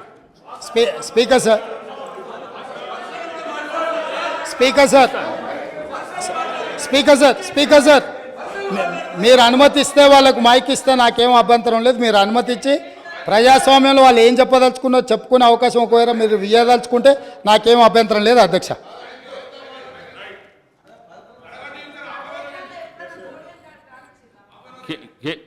శ్రీ కేటీ రామారావు గారు. స్పీకర్ సార్, నేను నిజంగానే సిగ్గుపడుతున్నా సార్. ఎందుకంటే పంట బీమాకు రైతు బీమాకు తేడా తెలియని వ్యక్తి ముఖ్యమంత్రిగా ఉన్నందుకు నేను నిజంగానే సిగ్గుపడుతున్నాను సార్. పంట బీమాకు రైతు బీమాకు తేడా తెలియని వ్యక్తి మీ గొప్ప నాయకుడు, గొప్ప ముఖ్యమంత్రి. అధ్యక్ష, నేను ఒకటే మాట అంటా ఉన్నా అధ్యక్ష, వారు పర్సనల్గా చాలా దారుణంగా ఒక ముఖ్యమంత్రిలాగా కాకుండా ఏదో పిసిసి అధ్యక్ష పదవుల్లో అక్కడ గాంధీ భవన్లో కూర్చుని ఒక ప్రెస్ మీట్లో మాట్లాడినట్టు స్వీపింగ్ రిమార్క్స్. అధ్యక్ష, ఇవాళ ఆయన ఒక గౌరవమైన రాజ్యాంగబద్ధమైన పదవిలో ఉన్నారు. అధ్యక్ష, నేనేమంటా ఉన్నా అధ్యక్ష, చెప్పాలి, గుర్తు చేయాలి, ఆయన గుర్తులేదు. నేనేమంటున్నా అధ్యక్ష, నేరెళ్లలో ఏదో జరిగింది, శాండ్ మాఫియా అని ఇష్టం వచ్చినట్టు మాట్లాడుతున్నారు. నేను ఒకటే అడుగుతున్నా అధ్యక్ష, 2004 నుంచి 14 వరకు శాండ్ మీద ఈ రాష్ట్రంలో, ఆంధ్రప్రదేశ్ రాష్ట్రంలో, తెలంగాణ ప్రాంతంలో వచ్చిన ఆదాయం మొత్తం రాష్ట్రానికి సమకూరిన ఆదాయం 39.5 కోట్లు అధ్యక్ష. అంటే సంవత్సరానికి 4 కోట్ల ఆదాయం కూడా రాలే. అదే 2014 నుంచి 2023 వరకు అధ్యక్ష ఈ రాష్ట్రానికి శాండ్ మీద వచ్చిన ఆదాయం 5,000 కోట్ల పైచిలకు అధ్యక్ష. 4 కోట్లు కూడా ఆదాయం లేని నాడు శాండ్ మాఫియా ఎవరు సార్? కాంగ్రెస్ పార్టీదా? కాంగ్రెస్ పార్టీల జేబులు, నాయకుల జేబులు నిండినాయా? ఎవరి జేబులు నిండినాయండి? ఆనాడు శాండ్ ఆదాయం ఎక్కడ పోయింది అధ్యక్ష? ఇంకోటి, నేరెళ్లలో ఎవరో తొక్కిచ్చారు, ఎక్కిచ్చారు అధ్యక్ష. ఇదే పాత చింతకాయ పచ్చడి లాంటి మాటలు స్వయంగా ఈరోజు కాదు అధ్యక్ష, వాళ్ళు ప్రతిపక్షంలో ఉన్నప్పుడు కూడా చెప్పినారు. ఇది 2018కి ముందు చెప్పినరు, తర్వాత చెప్పినరు. ఆయన చెప్పిన నేరెళ్లలో కూడా మా పార్టీకి అభ్యర్థిగా నాకే మెజారిటీ ఇచ్చి ప్రజలు మళ్ళొక్కసారి బ్రహ్మాండంగా గెలిపించి వాపసు పంపినారు అధ్యక్ష. ఒక మాట అధ్యక్ష, నేరెళ్లలో ఏదైనా తప్పు జరిగింటే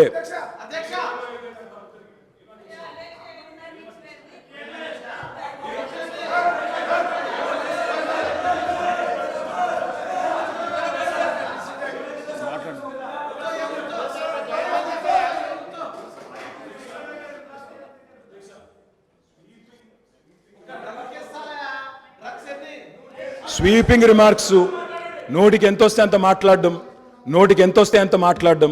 నేను ఒకటే మాట అంటున్నా అధ్యక్ష, ఇవాళ అధికారం వాళ్ళ చేతుల్లో ఉంది. ఏ విచారణ చేసుకుంటారో చేసుకోమనండి, మాకు అభ్యంతరం లేదు. కానీ ఇష్టం వచ్చినట్టు స్వీపింగ్ జనరలైజేషన్లు చేసుకోవడం, నోటికొచ్చినట్టు మాట్లాడడం, ఇది ఒక ముఖ్యమంత్రి పదవి స్థాయిలో ఉండే వ్యక్తికి తగదు. పంట బీమాకు రైతు బీమాకు తేడా తెలియని వ్యక్తి అక్కడ కూర్చోవడం నిజంగా ఈ రాష్ట్ర ప్రజలు సిగ్గుతో తలదించుకుంటున్నారు. ముఖ్యమంత్రి గారు. అధ్యక్ష, ప్రజాస్వామ్యంలో ప్రతిపక్షాలకు అవకాశం ఇవ్వాలి, వాళ్ళు ఏదైనా వివరణ ఇచ్చుకునే అవకాశం ఇవ్వాలనే ఉద్దేశంతో మైక్ ఇచ్చాము. మైక్ ఇవ్వండి అని మిమ్మల్ని రిక్వెస్ట్ చేసినా మీరు వారికి ఇచ్చిండ్రు, పెద్ద మనసు చేసుకొని. దాని ద్వారా ప్రజలకు ఏమైనా ఉపయోగపడేది కానీ నేను మాట్లాడిన అంశాలలో ఏమైనా తప్పులుంటే వాటిని ప్రస్తావించుంటే డెఫినెట్గా అవకాశాన్ని వారు సద్వినియోగం చేసుకున్నట్టు. కానీ వారు ఏం మాట్లాడుతున్నారు, మళ్ళీ అక్కసు వెళ్ళగక్కుతున్నాడు. ఎందుకనంటే అక్కడేదో మేనేజ్మెంట్ కోటాలో నేను కూర్చుందాం అనుకుంటే ప్రజల నుంచి వచ్చిన ఆయన కూర్చున్నాడు కాబట్టి నేను చూసి ఓర్వలేకపోతున్నా అని కుళ్ళుగా అనిపిస్తుంది తప్ప దాంట్లో ఏమైనా ఉందా అధ్యక్ష? సరే, ఏదేమైనా అధ్యక్ష, ఈ గత ప్రభుత్వము ఎంత గొప్పలు చెప్పుకున్నా కొన్ని వాస్తవాలను ప్రజలు కూడా గమనిస్తున్నారు. మీ ద్వారా వాళ్ళు ఆ సమయంలో మరి గుర్తుందో లేదో ఇప్పుడు గుర్తు చేయదలుచుకున్న అధ్యక్ష, 10వ తరగతి ప్రశ్నాపత్రాలు వాట్సాప్లలో తిరుగుతూ 10వ తరగతి పరీక్షలే నిర్వహించలేని అసమర్థ ప్రభుత్వం ఆనాడు ఉండే. 12వ తరగతి అంటే ఇంటర్మీడియట్ ప్రశ్నాపత్రాలు చక్కగా దిద్ది ఫలితాలు ప్రకటించలేక ప్రభుత్వం ప్రైవేటు వ్యక్తులకు ఆనాటి మంత్రివర్గంలో ఉన్న కీలకమైన వ్యక్తి యొక్క మిత్రులకు ఆ కాంట్రాక్టు కట్టబెట్టడంతో సిజీజీ నుంచి తప్పించి అనుభవం లేని వాళ్లకు మిత్రులకు కట్టబెట్టడంతో అందులో జరిగిన ఫలితాల అవకతవకలలా 25 మంది నూనూగు మీసాల యువకులు ఆత్మహత్యలు చేసుకున్నారు. ఈ చావులకు ఆనాటి ప్రభుత్వం కారణం కాదా? ఇవి ప్రభుత్వ హత్యలు కాదా? ఇది పక్కన పెడితే అధ్యక్ష, డెఫినెట్గా తొందర ఏం లేదు అన్నీ. అది కాకుండా అధ్యక్ష, తెలంగాణ పబ్లిక్ సర్వీస్ కమిషన్ మీకు తెలుసు ఎంత ప్రతిష్టాత్మకమైన సంస్థ, ఎంత బాధ్యతగా పరీక్షలు నిర్వహించాలి, ఎంత బాధ్యతాయుతంగా వ్యవహరించాలి. ఈ వ్యవహారాలన్నిటిని పరీక్షలు నిర్వహించే తెలంగాణ పబ్లిక్ సర్వీస్ కమిషన్ నిర్వహించిన పరీక్షలు ప్రశ్నాపత్రాలు చివరికి జిరాక్స్ సెంటర్లలో ఎక్కడ పడితే అక్కడ అగ్వకు సగ్వకు ఎట్లా పడితే అట్లా అమ్ముకునే పరిస్థితి వచ్చి, ఇది మేం చెప్పింది కాదు, పంపకాలలో పంచాయతీ వచ్చి వాళ్ళే ఫిర్యాదులు చేసుకొని ఈ ప్రభుత్వం గొప్పగా మేం కనిపెట్టినామన్నారు. ఈ ప్రభుత్వం ఏమన్నది? ఇది ప్రతిపక్షాలు కనిపెట్టింది కాదు, ప్రతిపక్షాలు చెప్పింది కాదు, మేమే గుర్తించినాం, మేమే ప్రశ్నపత్రాలు అమ్ముతుంటే పట్టుకున్నాం, మేమే కేసులు కట్టినాం అన్నారు. సంతోషం, మీరే అమ్ముకున్నారు, మీరే గుర్తించారు, మీరే పట్టుకున్నారు, మీరే కేసు కట్టారు. కానీ బాధ్యులను ఎవరిని చేసిండ్రు అధ్యక్ష? ఎవరిని బలి చేసిండ్రు? ఈరోజు బాధ్యులైన అందులో ఉండే సభ్యుల నియామకం విషయంలో, చైర్మన్ విషయంలో హైకోర్టు ఇచ్చిన తీర్పేంది? నిజంగానే ఈ ప్రభుత్వం బాధ్యత ఉంటే 30 లక్షల మంది నిరుద్యోగ యువకులు ఈరోజు ఉద్యోగ ఉపాధి అవకాశాల కోసం 10 సంవత్సరాల నుంచి చిక్కడపల్లి సెంట్రల్ లైబ్రరీలోనో లేకపోతే దిల్సుఖ్ నగర్లోనో గౌలిగూడలో లేకపోతే ఈరోజు అమీర్పేట్ చౌరస్తాల్లో కుకట్పల్లి చౌరస్తాల్లో ఈరోజు కోచింగ్ సెంటర్ల అశోక్ నగర్ చౌరస్తాల్లో లక్షలాది మంది విద్యార్థులు ఈరోజు ఉద్యోగ ఉపాధి అవకాశాల కోసం పోటీ పరీక్షలకు గ్రామాలలో ఉన్న తల్లిదండ్రులు రూపాయి కూడబెట్టి ఈరోజు వాళ్ళని ఇక్కడ పెట్టి చదివిస్తే 10 సంవత్సరాలల్లా ప్రభుత్వంలో ఉన్న ఉద్యోగ ఖాళీలను భర్తీ చేయకపోను బాధ్యతారహితంగా నిర్వహించడం వల్ల ఆ ప్రశ్నపత్రాలు లీక్ అయ్యి బజార్లలో పల్లి బఠానీలు అమ్ముకుంటుంటే దానికి సంబంధించిన చర్యలు తీసుకొని బోర్డును రద్దు చేసి కొత్త బోర్డును బాధ్యతారహితంగా నిర్వహించాల్సిన ఈ పార్టీ ఈ ప్రభుత్వం ఆనాడు ఆ చర్యలు చేయలే. ఎన్నికల్లో వచ్చినప్పుడు వాళ్ళని కొంతమంది విద్యార్థులను పిలుచుకొని కూర్చొని మాట్లాడి మంత్రి గారు చెప్తారు, అవును తప్పు జరిగింది, మళ్ళీ మూడోసారి అవకాశం ఇస్తే మిమ్మల్ని నిండా ముంచుతామని వాళ్ళకి మాటలు చెప్తున్నారు. తప్పు జరిగిందని మీరు గుర్తించినప్పుడు, మీ పాత్ర అందులో లేనప్పుడు పాత్రులైన బాధ్యులైన వాళ్ళ మీద చర్యలు తీసుకోవడానికి మీరు ఆ పరీక్షలను నిర్వహించిన వాళ్ళ మీద బోర్డులో నియమించిన సభ్యులకు అర్హత లేదు అని కోర్టు కూడా ప్రభుత్వానికి సూచన చేసినప్పుడు యుద్ధ ప్రాతిపదికన చర్యలు ఎందుకు తీసుకోలేదు? దీనికి కారణం మీరు కాదా? ఇలాంటి 10వ తరగతి పరీక్ష నిర్వహించలేనోళ్ళు, 12వ తరగతి పరీక్షల పేపర్లు దిద్దలేనోళ్ళు, తెలంగాణ పబ్లిక్ సర్వీస్ కమిషన్ ద్వారా ప్రభుత్వ ఉద్యోగ నియామకాలు చేపట్టలేనోళ్ళు ఖచ్చితంగా సిగ్గుతో తల వంచుకోవాల్సిందే. తెలంగాణ సమాజానికి క్షమాపణ చెప్పి తీరవలసిందే అధ్యక్ష. అదేవిధంగా అధ్యక్ష ఇంకొక మాట చెప్పదలుచుకున్న అధ్యక్ష, స్కూల్ ఎడ్యుకేషన్ మీద ఇచ్చిన రిపోర్ట్లో నేషనల్ అచీవ్మెంట్ సర్వే ర్యాంకింగ్ 31 అధ్యక్ష. అంటే ఇంకా కింద ఏది లేదు అధ్యక్ష. అసలు నేషనల్ అచీవ్మెంట్ సర్వే స్కూల్ ఎడ్యుకేషన్కి సంబంధించి తెలంగాణ రాష్ట్రానికి ఉన్న ర్యాంక్ ఏంటంటే 31. రాష్ట్రాలే కాదు యూనియన్ టెరిటరీల కంటే కూడా అధ్వానంగా తెలంగాణ రాష్ట్ర విద్య ఉంది అని అంటే ఈ తప్పకుండా వాళ్ళు తల వంచుకోవాల్సిందే, సిగ్గుపడాల్సిందే అధ్యక్ష. అదేవిధంగా అధ్యక్ష పదే గతంలో మీరు ఇది మాట్లాడినరు, గతంలో అది మాట్లాడినరు, గతంలో మీరు తెలంగాణకు వ్యతిరేకం లేకపోతే మీరు తెలంగాణ ప్రజలప్పుడు అడిగినప్పుడు ఇవ్వలేదు, గత కాంగ్రెస్ ప్రభుత్వంలో జరిగిన తప్పిదాలకంతా ఇక్కడ ఉన్న వాళ్ళే కారణం, మీరు బాధ్యత వహించాలి అంటారు. నేను ఒక్క మాట మీ ద్వారా చెప్పదలుచుకున్నా అధ్యక్ష, ఉమ్మడి రాష్ట్రంలో సమైక్య పాలనలో 16 మంది ముఖ్యమంత్రులుగా 16 సార్లు ముఖ్యమంత్రులుగా ఉన్నవాళ్ళు ఎవరు ఈ ప్రాంతానికి సంబంధించి న్యాయం చెయ్యలేదు, ఇక న్యాయం జరగదు అన్న ఆలోచన వచ్చి తెలంగాణ ప్రజలందరూ తెలంగాణ జేఏసీ కింద కోదండరామ్ గారి నాయకత్వంలో అన్ని రాజకీయ పార్టీలు ఏకమయ్యి ఒక్క పాటలో నడిచి అది మిలియన్ మార్చ్ కావచ్చు, సకల జనుల సమ్మె కావచ్చు, అనేక రూపాలలో ఉద్యమాలను నిర్మించడం ద్వారా ఆనాడు సహకరించని పార్టీలను కూడా కాంగ్రెస్ పార్టీ మాట్లాడి కాంగ్రెస్ పార్టీ లోక్సభలో శ్రీమతి సోనియా గాంధీ గారు యూపీఏ చైర్పర్సన్ గారి నాయకత్వంలో మన్మోహన్ సింగ్ గారు ప్రధానమంత్రిగా ఉన్నప్పుడు తెలంగాణ రాష్ట్రాన్ని మేము ఏర్పాటు చేసిన మాట వాస్తవం కాదా? ఈ తెలంగాణ రాష్ట్రం ఉక్కు సంకల్పంతో ఆనాడు 2004 సంవత్సరంలో శ్రీమతి సోనియా గాంధీ గారు కరీంనగర్ గడ్డ మీద నుంచి ఈ ప్రాంత ప్రజలకు ఇచ్చిన మాట నిలబెట్టుకోవడానికి మాట తప్పని మడమ తిప్పని నాయకురాలుగా తెలంగాణకు ఆనాడు ఇచ్చిన గ్యారంటీని ఎన్ని కష్టాలు, ఎన్ని నష్టాలు, ఎన్ని ఇబ్బందులు ఎదుర్కొన్న 4 కోట్ల తెలంగాణ ప్రజలకు తెలంగాణ రాష్ట్రాన్ని ఇచ్చి మాట నిలబెట్టుకున్న నాయకురాలు సోనియా గాంధీ గారు. ఇది నేను కాదు, వాళ్ళ నాయకుడు ఇక్కడ నిలబడి చెప్పిండు. ఇవాళ వాళ్ళకు గుర్తు లేకపోతే మీ ద్వారా మిమ్మల్ని అడుగుతున్నా, ఓ రోజు వారు ఇక్కడ నిలబడి సోనియా గాంధీ గారి దయ వల్లనే, సోనియా గాంధీ గారి ఉక్కు సంకల్పం వల్లనే ఈ తెలంగాణ రాష్ట్రం వచ్చిందన్న చెప్పిన విషయాన్ని మీరు అనుమతిస్తే ఇక్కడ కెమెరా, ఇక్కడ వీడియో పెట్టి, ఇక్కడ మొత్తం టీవీ పెట్టి మీ ద్వారా వాళ్లకు తెలంగాణ ప్రజలకు నేను చూపించదలుచుకున్న అధ్యక్ష. ఇదే కాకుండా అధ్యక్ష వస్తున్నా అక్కడికి కూడా వస్తున్నా, తొందర అంత తొందర ఎందుకు? నీది కూడా మేనేజ్మెంట్ కోటానే తెలుసు కదా, ఆ గట్టిగా అరుస్తున్నాయని కూడా మేనేజ్మెంట్ కోటానే. సో అదేవిధంగా అధ్యక్ష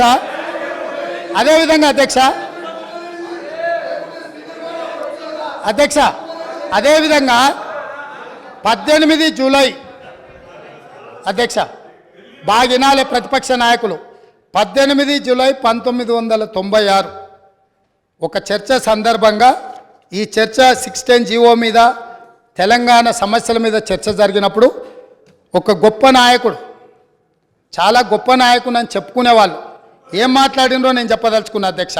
ఇది అసెంబ్లీ రికార్డులలో ఉంటాయి, కావాలంటే వాళ్ళు కూడా చూసుకోవచ్చు, లేదంటే కాపీ నేను మీకు పంపిస్తాను, మీ ద్వారా వాళ్ళకి ఇవ్వచ్చు. ఉద్యోగులకు సంబంధించి 6 సూత్రాల పథకం, జోనల్ సిస్టమ్ వంటివి దెబ్బతిన్నాయి. సర్ప్లస్ స్టాఫ్ను రాష్ట్రంలో ఏ మూలనైనా వాడుకునేలా వీలు ఉండాలి, కానీ ఆ విధానం లేదు. మనం విధించుకున్న ఆటంకం 6 సూత్రాల జోనల్ విధానం. సిబ్బందిని వినియోగించుకోలేక, పని లేకపోయినా కోట్ల లక్షల రూపాయలు నిరర్థకంగా పెట్టుకొని ఖర్చు చేస్తూ వృధా చేస్తున్నాం. ఈ విధానంలో మార్పులు చేయాలి, డైనమిక్గా మూవ్ కావాలి.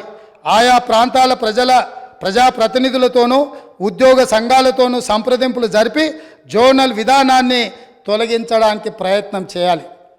ఆనాడు 69 తెలంగాణ ఉద్యమంలో ఎంతోమంది అమరులై కేంద్ర ప్రభుత్వంతో కొట్లాడి నిటారుగా నిలబడి సాధించుకున్న జోనల్ విధానాన్ని, జోనల్ విధానం ద్వారా ఉద్యోగ ఉపాధి అవకాశాలలో తెలంగాణ వాటాను, కోటాను నిర్ణయం చేసి జోనల్ విధానం తీసుకొస్తే ఈ 18 జూలై 1990 నాడు ఆనాడు మంత్రిగా ఉన్న శ్రీ గౌరవనీయులైన కల్వకుంట్ల చంద్రశేఖరరావు గారి ప్రసంగంలోని పాఠం ఇది. వారికి తెలంగాణ ప్రజల పట్ల, తెలంగాణ విధానాల పట్ల ఉన్న నిబద్ధత.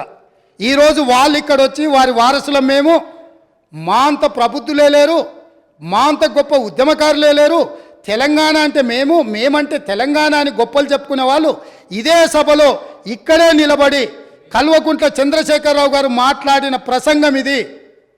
ఇట్లా మాట్లాడినందుకు వారి తరఫున ఇక్కడ మాట్లాడిన వాళ్ళు మొదట తెలంగాణ ప్రజలకు క్షమాపణ చెప్పి జోనల్ విధానాన్ని, 6 సూత్రాల విధానాన్ని వ్యతిరేకించినందుకు తెలంగాణ ప్రజలకు క్షమాపణ చెప్పి మాట్లాడితే బాగుంటుంది.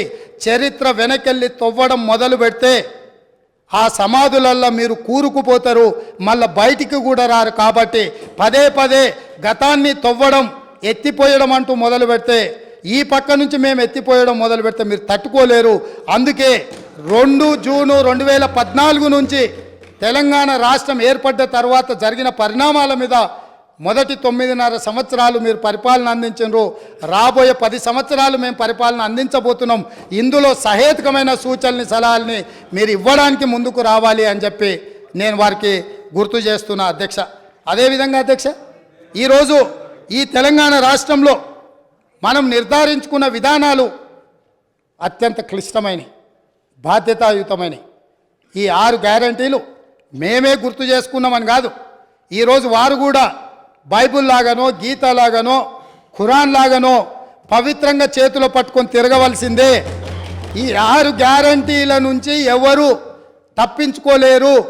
ప్రతిరోజు శ్రీరామ జపం చదివినట్టు, లేకపోతే ఖురాన్ పఠించినట్టు, బైబిల్ని చదివినట్టు ప్రతిరోజు మేము ఇచ్చిన 6 గ్యారంటీలను వాళ్ళ చేత ఈ సభలో వెల్లువేయించే బాధ్యత నాది అధ్యక్ష.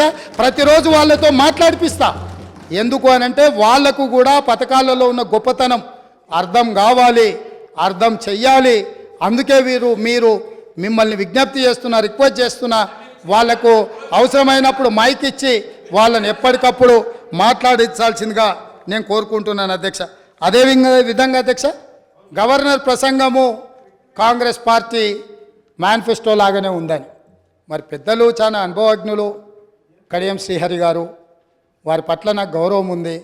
ఎప్పుడైనా మీరు ఇంతకాలము మంత్రిగా ఉప ముఖ్యమంత్రిగా పనిచేసిండ్రు, ఏ గవర్నర్ గారి ప్రసంగమైనా మా ప్రభుత్వం యొక్క ప్రణాళిక, మా విధి విధానాలు, మా భవిష్యత్తు ఏదైతే ప్రణాళిక ఉన్నదో ఆ భవిష్యత్తు ప్రణాళికలనే మేము క్యాబినెట్లో చర్చించి మేము భవిష్యత్తులో ప్రజలకి ఏ విధంగా మేము మేలు చేయబోతున్నామో, ఈ ప్రజల బాగు కోసం, అభ్యున్నతి కోసం మేము చేపట్టబోయే చర్యలు ఏమున్నాయో గవర్నర్ ద్వారా మేము ప్రజలకు వివరించదలుచుకున్నాం. గవర్నర్ ప్రసంగం అంటే క్యాబినెట్ ఆమోదం పొందిన ప్రసంగం. కాబట్టి గవర్నర్ గారి ప్రసంగం బల్లగుద్ది చెప్తున్న మా కాంగ్రెస్ పార్టీ మేనిఫెస్టోనే గవర్నర్ గారి ప్రసంగంలో పెట్టినాం. అది మా బాధ్యత. అది అల్లా తప్పగా తయారు చేసింది కాదు, నిబద్ధతతోని నిక్కచ్చితంగా మేమందరం కూర్చొని, ఎవరో ఒక్కరు ఎక్కడనో కూర్చొని ఏదో రాసి ఏదో ఇచ్చి ఏదో చదివించే విధానం కాంగ్రెస్లో లేదు. సమిష్టి నాయకత్వం, సమిష్టి నిర్ణయాలు, సమిష్టిగా పరిపాలన జరుగుతుంది, సామాజిక న్యాయం జరుగుతుంది. అందుకే కాంగ్రెస్ పార్టీ స్పష్టంగా చెప్పింది, 6 గ్యారంటీలతో పాటు 7వ గ్యారంటీ ఇస్తున్నాం. ప్రజాస్వామ్యాన్ని ప్రజలకు అందిస్తాము, ప్రజలకు స్వేచ్ఛనిస్తాం, ప్రజలకు సామాజిక న్యాయాన్ని అందిస్తాం, సమానమైన అభివృద్ధిని తీసుకొస్తామని చెప్పి ప్రజలకు మేము మాట ఇచ్చినాం. 2004 నుంచి 2014 వరకు తీసుకొచ్చిన సంక్షేమ పథకాలు, అభివృద్ధి పథకాలు ఈరోజు హైదరాబాదు నగరంలో ఉన్నాయంటే ఔటర్ రింగ్ రోడ్ వాళ్ళు కట్టినరా అధ్యక్ష? అంతర్జాతీయ ఎయిర్పోర్ట్ వాళ్ళు కట్టినరా? మెట్రో రైలు వాళ్ళు కట్టినరా? హైదరాబాద్కి కృష్ణానది జలాలు వాళ్ళు తీసుకొచ్చిండ్రా? హైదరాబాద్కి గోదావరి జలాలు వాళ్ళు తీసుకొచ్చిరా? హైదరాబాద్లో ఈరోజు తీగల వంతెన మీద ఫోటోలు దిగుతున్న వాళ్ళు ఆనాడు కాంగ్రెస్ పార్టీ అధికారంలో ఉన్నప్పుడు చేసిన ప్రణాళికనే అన్న సంగతి అప్పుడే మర్చిపోయినరా? ఇవాళ మీరు నెత్తి మీద నీళ్లు చల్లుకున్నంత మాత్రాన గోదావరి తాగునీటి జలాలకు ప్రణాళిక పెట్టింది ఎవరు, ప్రారంభించింది ఎవరు, పనులు ముందుకు తీసుకొచ్చింది ఎవరు అధ్యక్ష? ప్రాణహిత చేవెళ్ల ప్రాజెక్టును ఆనాడు దేవేందర్ గౌడ్ గారు పాదయాత్ర చేసి తెలంగాణ ప్రజలకు ప్రాణహిత చేవెళ్ల ప్రాజెక్టు కావాలి అని అంటే ఒక తెలంగాణ బిడ్డగా దేవేందర్ గౌడ్ గారు కాంగ్రెస్ పార్టీ కాకపోయినా ఆనాటి కాంగ్రెస్ పార్టీ ఈ ప్రాజెక్టు ద్వారా 14 లక్షల ఎకరాలకు 38,400 కోట్ల రూపాయలతోటి నీళ్లు ఇవ్వాలని ఉక్కు సంకల్పంతో డాక్టర్ బాబాసాహెబ్ అంబేద్కర్ ప్రాణహిత చేవెళ్ల ప్రాజెక్టును ప్రారంభించారు. పెద్దలు వెంకటస్వామి గారి సూచనతోని ఆ పేరును పెట్టినరు. పనులు ప్రారంభించి చేవెళ్లలో అర్ధాంతరంగా ఆగిపోయిన పనులకు ఎవరు బాధ్యత తీసుకుంటారని నేను అడుగుతున్నా అధ్యక్ష. ఆనాడు కాంగ్రెస్ పార్టీలో ఉన్న నాయకులు చిన్నారెడ్డి గారు లాంటి వాళ్ళు మాట్లాడడం వల్ల పాలమూరు ప్రాంతానికి, రంగారెడ్డి ప్రాంతానికి సాగునీటి ప్రాజెక్టు నిర్మించాలి, సాగునీరు తాగునీరు ఇవ్వాలి అని పాలమూరు రంగారెడ్డి ఎత్తిపోతల ప్రాజెక్టుకు 2013లోనే మంజూరు ఇచ్చి పనులను సర్వేలు చేయమని ఆదేశాలు ఇచ్చి దానికి పునాది రాయి వేసింది కూడా కాంగ్రెస్ పార్టీ కాదా అని నేను అడుగుతున్నా. ఉమ్మడి రాష్ట్రంలో చివరి జీవో నెంబర్ 69 నారాయణపేట కొడంగల్ ఎత్తిపోతల పథకానికి 8.5 టీఎంసీలతో 1,500 కోట్ల రూపాయలతో 1,07,000 ఎకరాలకు సాగునీరు తాగునీరు ఆ ప్రాంతానికి అందించాలని ప్రాజెక్టు ఆమోదిస్తే నికర జలాల కేటాయింపుతోనే ఆనాడు గవర్నర్ గారు జీవో ఇస్తే ఆ జీవోను ఈనాటి వరకు తుంగలు తొక్కిపెట్టి నారాయణపేట కొడంగల్ ప్రాంతాన్ని ఎడారిగా మార్చింది వాళ్ళు కాదా? ఈ వివక్ష వీళ్ళు చేసింది కాదా అని నేను అడుగుతున్నా అధ్యక్ష. ఇదేనా ఈ తెలంగాణ రాష్ట్రంలో తెలంగాణ వాడు ముఖ్యమంత్రిగా ఉండి తెలంగాణ ప్రాంతాన్ని పరిపాలిస్తున్నాడు అన్నప్పుడు ఎందుకు మా ప్రాంతాలు వివక్షకు గురైనాయి? మా ప్రాంతాలు ఈ రోజుకి వలసల ప్రాంతంగా ఎందుకు ఉన్నది? ఈ వలసలకు, ఈ చావులకు వీళ్ళు కారణం కాదా అని నేను అడుగుతున్నా అధ్యక్ష. అదేవిధంగా ఈరోజు నేను మాట్లాడదలుచుకున్న అధ్యక్ష, తెలంగాణ రాష్ట్రంలో డ్రగ్స్ మహమ్మారి లేకుండే, తెలంగాణ ఉమ్మడి రాష్ట్రంలో డ్రగ్స్ గురించి చర్చలు లేకుండే, గంజాయి మత్తు లేకుండే, లిక్కర్ కూడా అతి తక్కువగా ఉండే. కానీ ఇవాళ ఏ పేపర్ చూసినా ఏ టీవీ చూసినా గంజాయి మత్తులో దాడులు జరుగుతున్నాయని, సింగరేణి కాలనీలో 6 సంవత్సరాల పసిగుండను గంజాయి మత్తులో రేపు మర్డర్ చేస్తే ఈ ప్రభుత్వం అచేతనంగా ఉండిపోయింది. ఈరోజు ఈ రాష్ట్రంలో జరుగుతున్న కారణాలకు, ఈరోజు దొరుకుతున్న డ్రగ్స్కి ఈ ప్రభుత్వ వైఫల్యం కారణం కాదా? ఈ ప్రభుత్వం డ్రగ్స్కు సంబంధించి విచారణ మీద సిట్టు వేసి ఆ సిట్లో ఉన్న అధికారిని అర్ధాంతరంగా ఎందుకు బదిలీ చేసిండ్రు? అతను ఎక్కడికి పోయిండు? ఆ సిట్ ఎక్కడికి పోయింది? ఆ విచారణ ఎక్కడికి పోయిందని నేను అడుగుతున్నా అధ్యక్ష. ఈ ప్రభుత్వం యొక్క వైఫల్యాన్ని కప్పిపుచ్చుకోవడానికి, విచారణలో లోపాలను దాచిపెట్టడానికి చేస్తున్న ప్రయత్నంలో నేనే స్వయంగా ఆనాడు 2017లో తెలంగాణ రాష్ట్ర ఉమ్మడి హైకోర్టులో పబ్లిక్ ఇంట్రెస్ట్ లిటిగేషన్ వేసి ఈ విచారణ మీద ఎన్ఫోర్స్మెంట్ డైరెక్టరేటు, డిఆర్ఐ, ఈ నార్కోటిక్స్ డిపార్ట్మెంట్ అన్నిటిని కూడా ఒక సిట్ను ఏర్పాటు చేయాలని హైకోర్టులో కేసు వేస్తే 2021 వరకు నేను కొట్లాడితే తెలంగాణ రాష్ట్ర హైకోర్టు ఈడీకి మొత్తం సమాచారాన్ని చేసిన విచారణను బదిలీ చేయమని హైకోర్టు ఆదేశాలు ఇచ్చిన ఈ రాష్ట్ర ప్రభుత్వం వివరాలన్నీ దాచిపెట్టింది అధ్యక్ష. ఆనాడు డ్రగ్స్లో ఏవైతే టెలిఫోన్లు కానీ, కంప్యూటర్స్ కానీ, ల్యాప్టాప్లు కానీ, ఇతర సీజ్ చేసిన ఎక్విప్మెంట్, ఎలక్ట్రానిక్ ఎక్విప్మెంట్ని ఏది కూడా ఈరోజు వాళ్ళు ఫోరెన్సిక్ ల్యాబ్కు పంపించలేదు. వాటి మీద సరైన విచారణ జరగలేదు.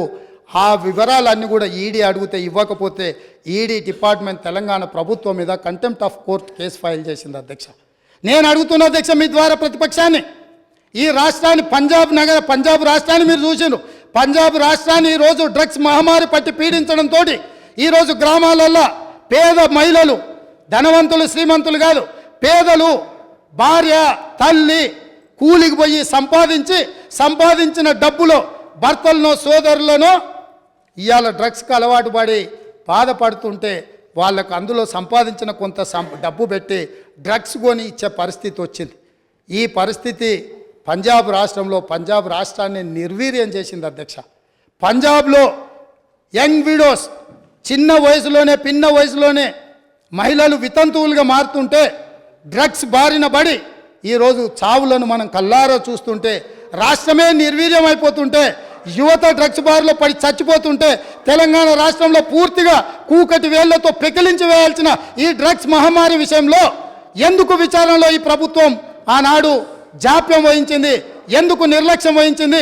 ఎందుకు దీని మీద చర్యలు తీసుకోవడానికి నార్కోటిక్ డిపార్ట్మెంట్కు, డిఆర్ఐ డిపార్ట్మెంట్కు, ఈడీ డిపార్ట్మెంట్కు ఎందుకు సంపూర్ణమైన సమాచారాన్ని ఇవ్వలేదని నేను అడుగుతున్నా అధ్యక్ష. ఈరోజు నేను టీఎస్ న్యాబ్లో ఒక అడిషనల్ డీజీ క్యాడర్ ఆఫీసర్ని పెట్టి ఎంపవర్ చేసి ఇవాళ ఈ రాష్ట్రంలో డ్రగ్స్ అనే పదం వినిపించొద్దు, ఈ రాష్ట్ర సరిహద్దులు ఎవడు గంజాయితో రావద్దు, ఎవడు వచ్చినా ఎంత పెద్దవాడైనా ఎంత గొప్పవాడైనా వాళ్ళ వెనకాల ఎవరు ఉన్నా ఊచలు లెక్క పెట్టాల్సిందే, లెక్క పెట్టియాల్సిందే అని ఈరోజు నా ప్రభుత్వం, మా మంత్రివర్గ సహచరులు తీసుకున్న నిర్ణయాన్ని ఈ ప్రతిపక్షాలు అభినందించాల్సిన అవసరం లేదు అధ్యక్ష. మిగతా విషయాలలో భిన్నాభిప్రాయాలు ఉండొచ్చు, భేదాభిప్రాయాలు ఉండొచ్చు, కానీ డ్రగ్స్ మహమ్మారిని నిషేధించడానికి నిర్వీర్యమైపోతున్న యువతను, చిన్న పాఠశాలల ఆడపిల్లలు బలైపోతున్న ఈ మహమ్మారిని నిషేధించడానికి ఈ దాన్నైనా అభినందించడానికి మన ప్రభుత్వాన్ని మీరు అభినందించడానికి మీకు మనసు రాలేదా అని నేను అడుగుతున్నా అధ్యక్ష. అంటే ఈరోజు ఈ సభలో వీళ్ళందరూ మిగతా వాటిలలో వాళ్ళకి రాజకీయ కోణాలు ఉండొచ్చు, కానీ ఈ విషయంలో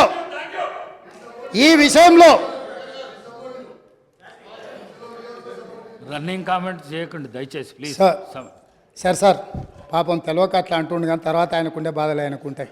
ఎందుకంటే ఎవరైతే ఈ అంశం మీద పూర్తి స్థాయిలో మాట్లాడినరో వారు బాధ్యత తీసుకొని, మిగతా విషయాలలో మాకు భిన్నాభిప్రాయాలు ఉన్నా డ్రగ్స్ నిర్మూలన విషయంలో, మత్తు పదార్థాలను నిషేధించడంలో, గంజాయి ఇతర మత్తు పదార్థాలను ఈ రాష్ట్ర సరిహద్దులను దాటి లోపలికి రానివ్వకుండా కంచేసి కాపాడాల్సిన బాధ్యత ఈ 119 మంది శాసనసభ్యుల మీద ఉన్నది అని మనందరం ఏకగ్రీవంగా ఈ విషయంలో ఒక అభిప్రాయానికి వచ్చి ఉంటే ఎంత మంచి సందేశం ఇవాళ తెలంగాణ ప్రజలకు చేరుండేది అధ్యక్ష. కాళ్ళు వనకాలి అధ్యక్ష. ఎవరైనా ఈ రాష్ట్రంలో గంజాయి కానీ, కొకైన్ కానీ, హెరాయిన్ కానీ ఇట్లాంటివి రకరకాల ఎన్నో పేర్లు, నా పేర్లు పలకడానికి కూడా నాకు రాదు అధ్యక్ష. వీటన్నిటినీ 100% ఉక్కు పాదంతో అణిచివేస్తాం, ఎంత వాళ్ళున్నా బొక్కలేస్తామనే నిబద్ధతతో నా ప్రభుత్వం, మా ప్రభుత్వం పనిచేయబోతుంది. దీనికైనా వాళ్ళు పూర్తి స్థాయిలో మద్దతు పలకాలి అని చెప్పి మీ ద్వారా వారికి విజ్ఞప్తి చేస్తున్నా అధ్యక్ష. అదేవిధంగా అధ్యక్ష,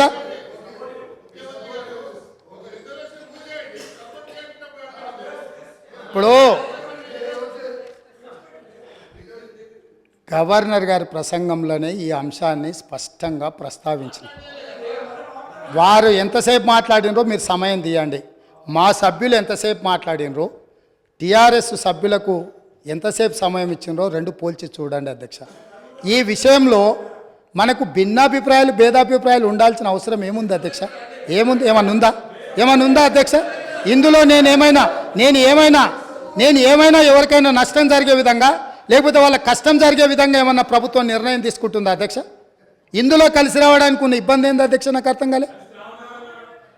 అందుకే వారికి అవసరమైతే ఇప్పుడు అడగట్లేదు అధ్యక్ష మైకు.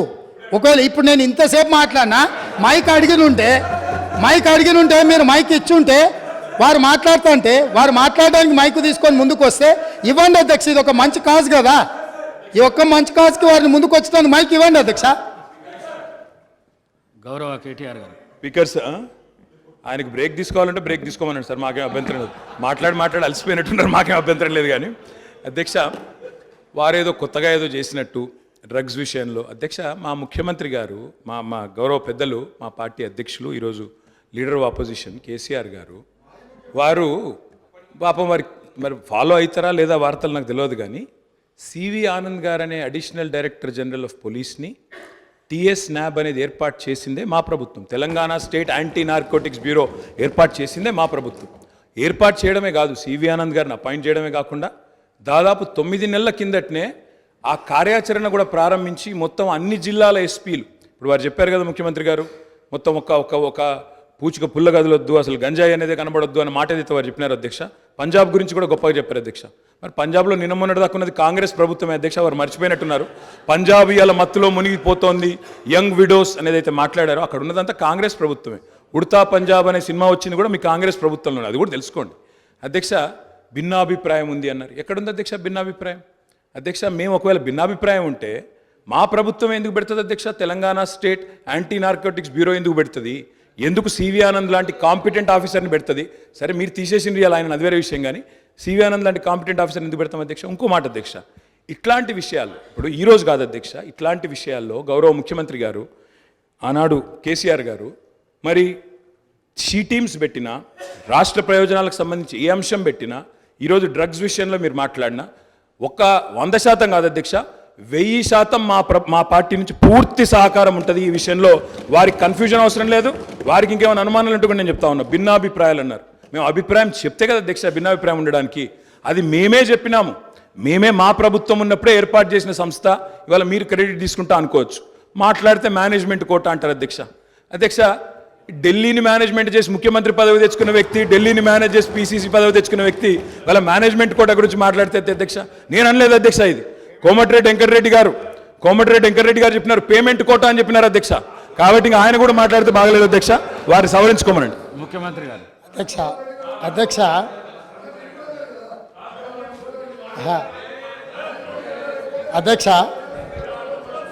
సభ్యుడికి ఇట్లయినా పరివర్తన వస్తుందేమని నేను అనుకున్నా. స్పష్టంగా ఒక అంశానికి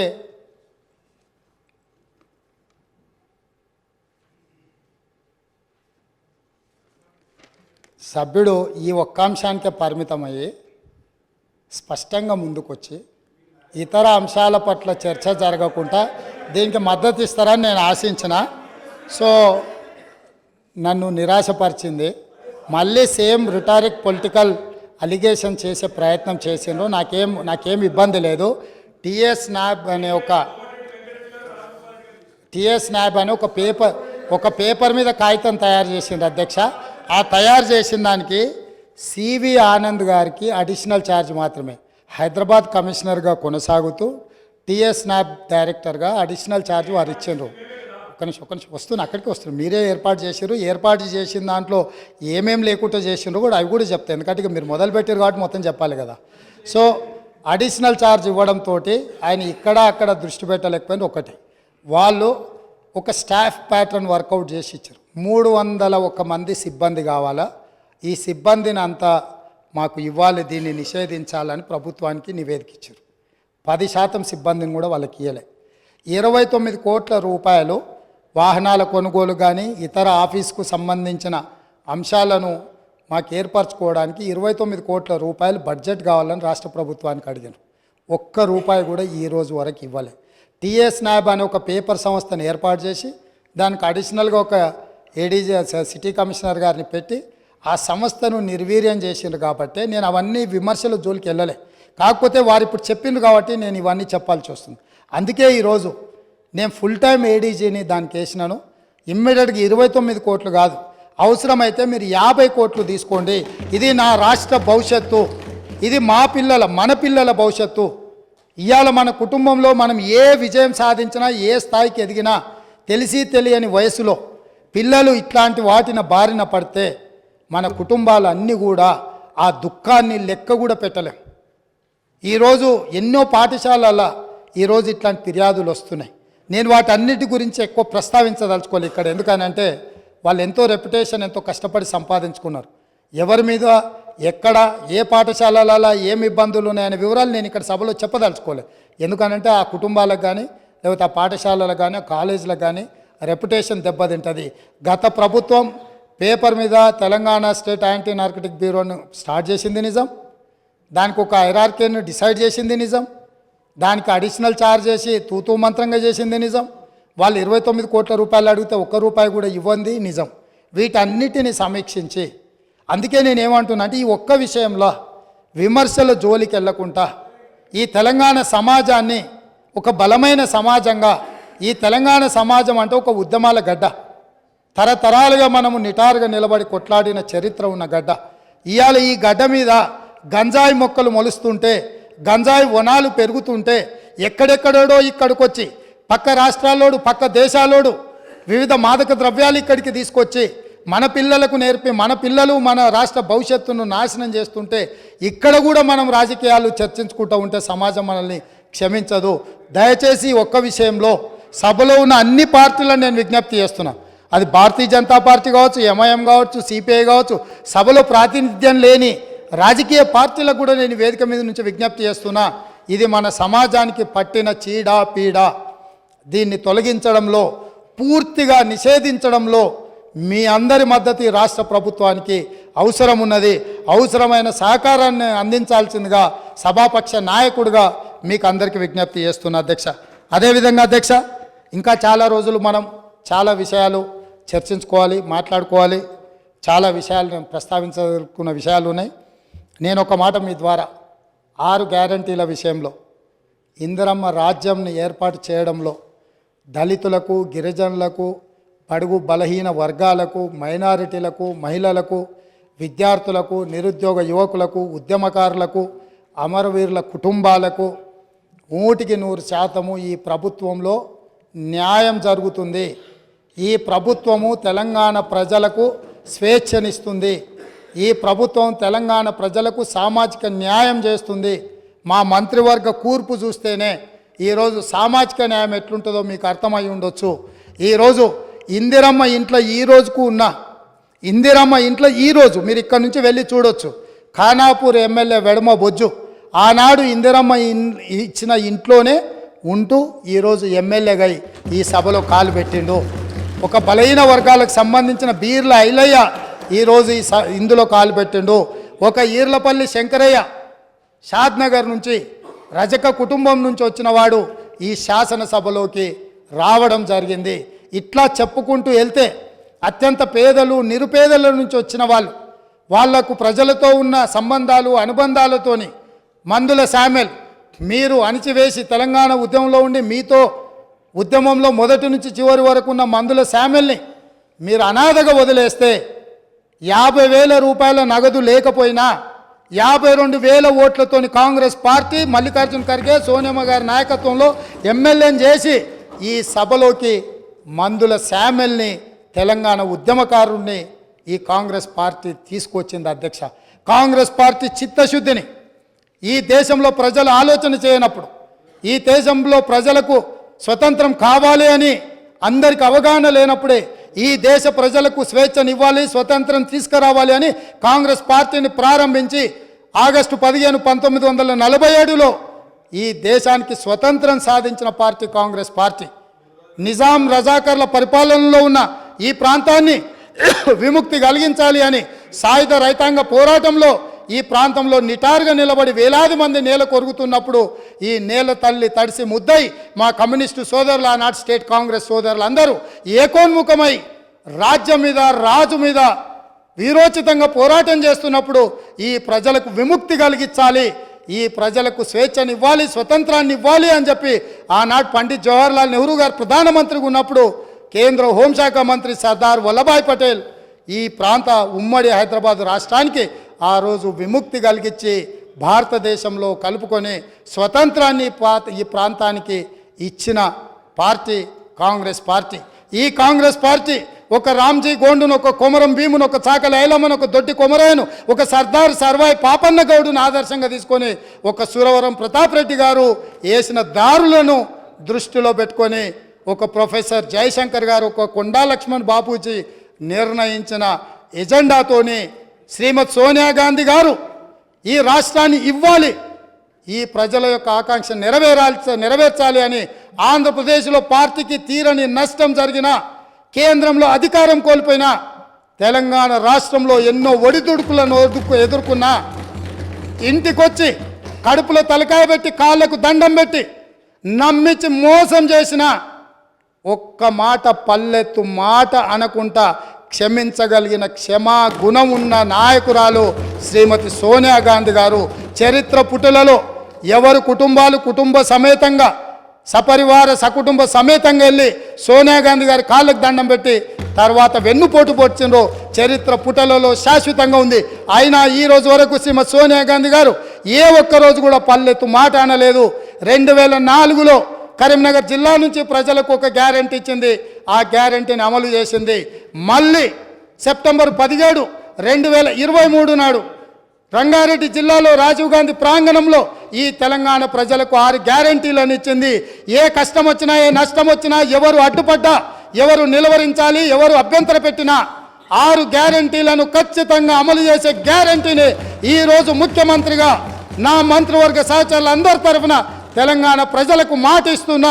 ప్రతిపక్షాలను ఇప్పటికి కూడా వారికి విజ్ఞప్తి చేస్తున్నా, మేము విధానపరమైన నిర్ణయాలు చేస్తాం, ప్రతిపక్షాలుగా బాధ్యతాయుతంగా సలహాలు సూచనలు ఇవ్వండి.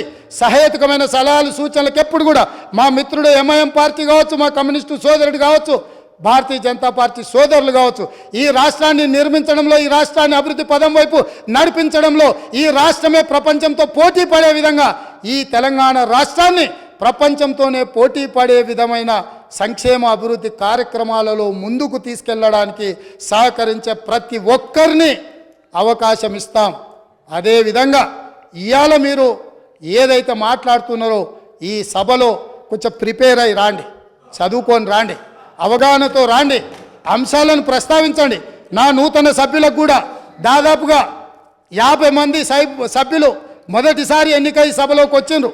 వాళ్ళందరూ మనల్ని చూసి నేర్చుకోవాలి.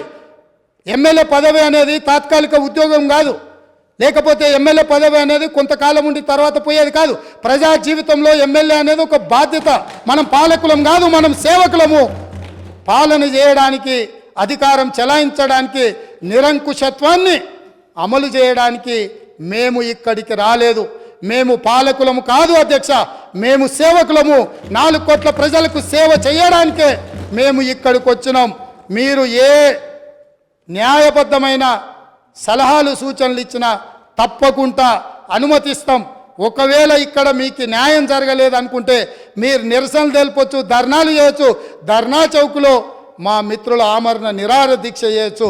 తప్పకుండా ధర్నా చౌక్ను తిరిగి వాళ్ళు వినియోగించుకొని ధర్నా చౌక్ను మళ్ళా ధర్నాలు చేయొచ్చని మళ్ళీ ముందుకు రావాలి. వాళ్ళలాగా నిషేధితపు ఆలోచనలు కానీ లేకపోతే ఫ్యూడల్ విధానాలు కానీ కాంగ్రెస్ పార్టీ ఎప్పటికీ అమలు చేయదు. మళ్ళొకసారి ఈ అవకాశం ఇచ్చిన మీకు ఒక మంచి సాంప్రదాయానికి తెరలేపిన గవర్నర్ గారికి ధన్యవాదాలు తెలియజేసుకుంటూ సెలవు తీసుకుంటున్నాను అధ్యక్ష.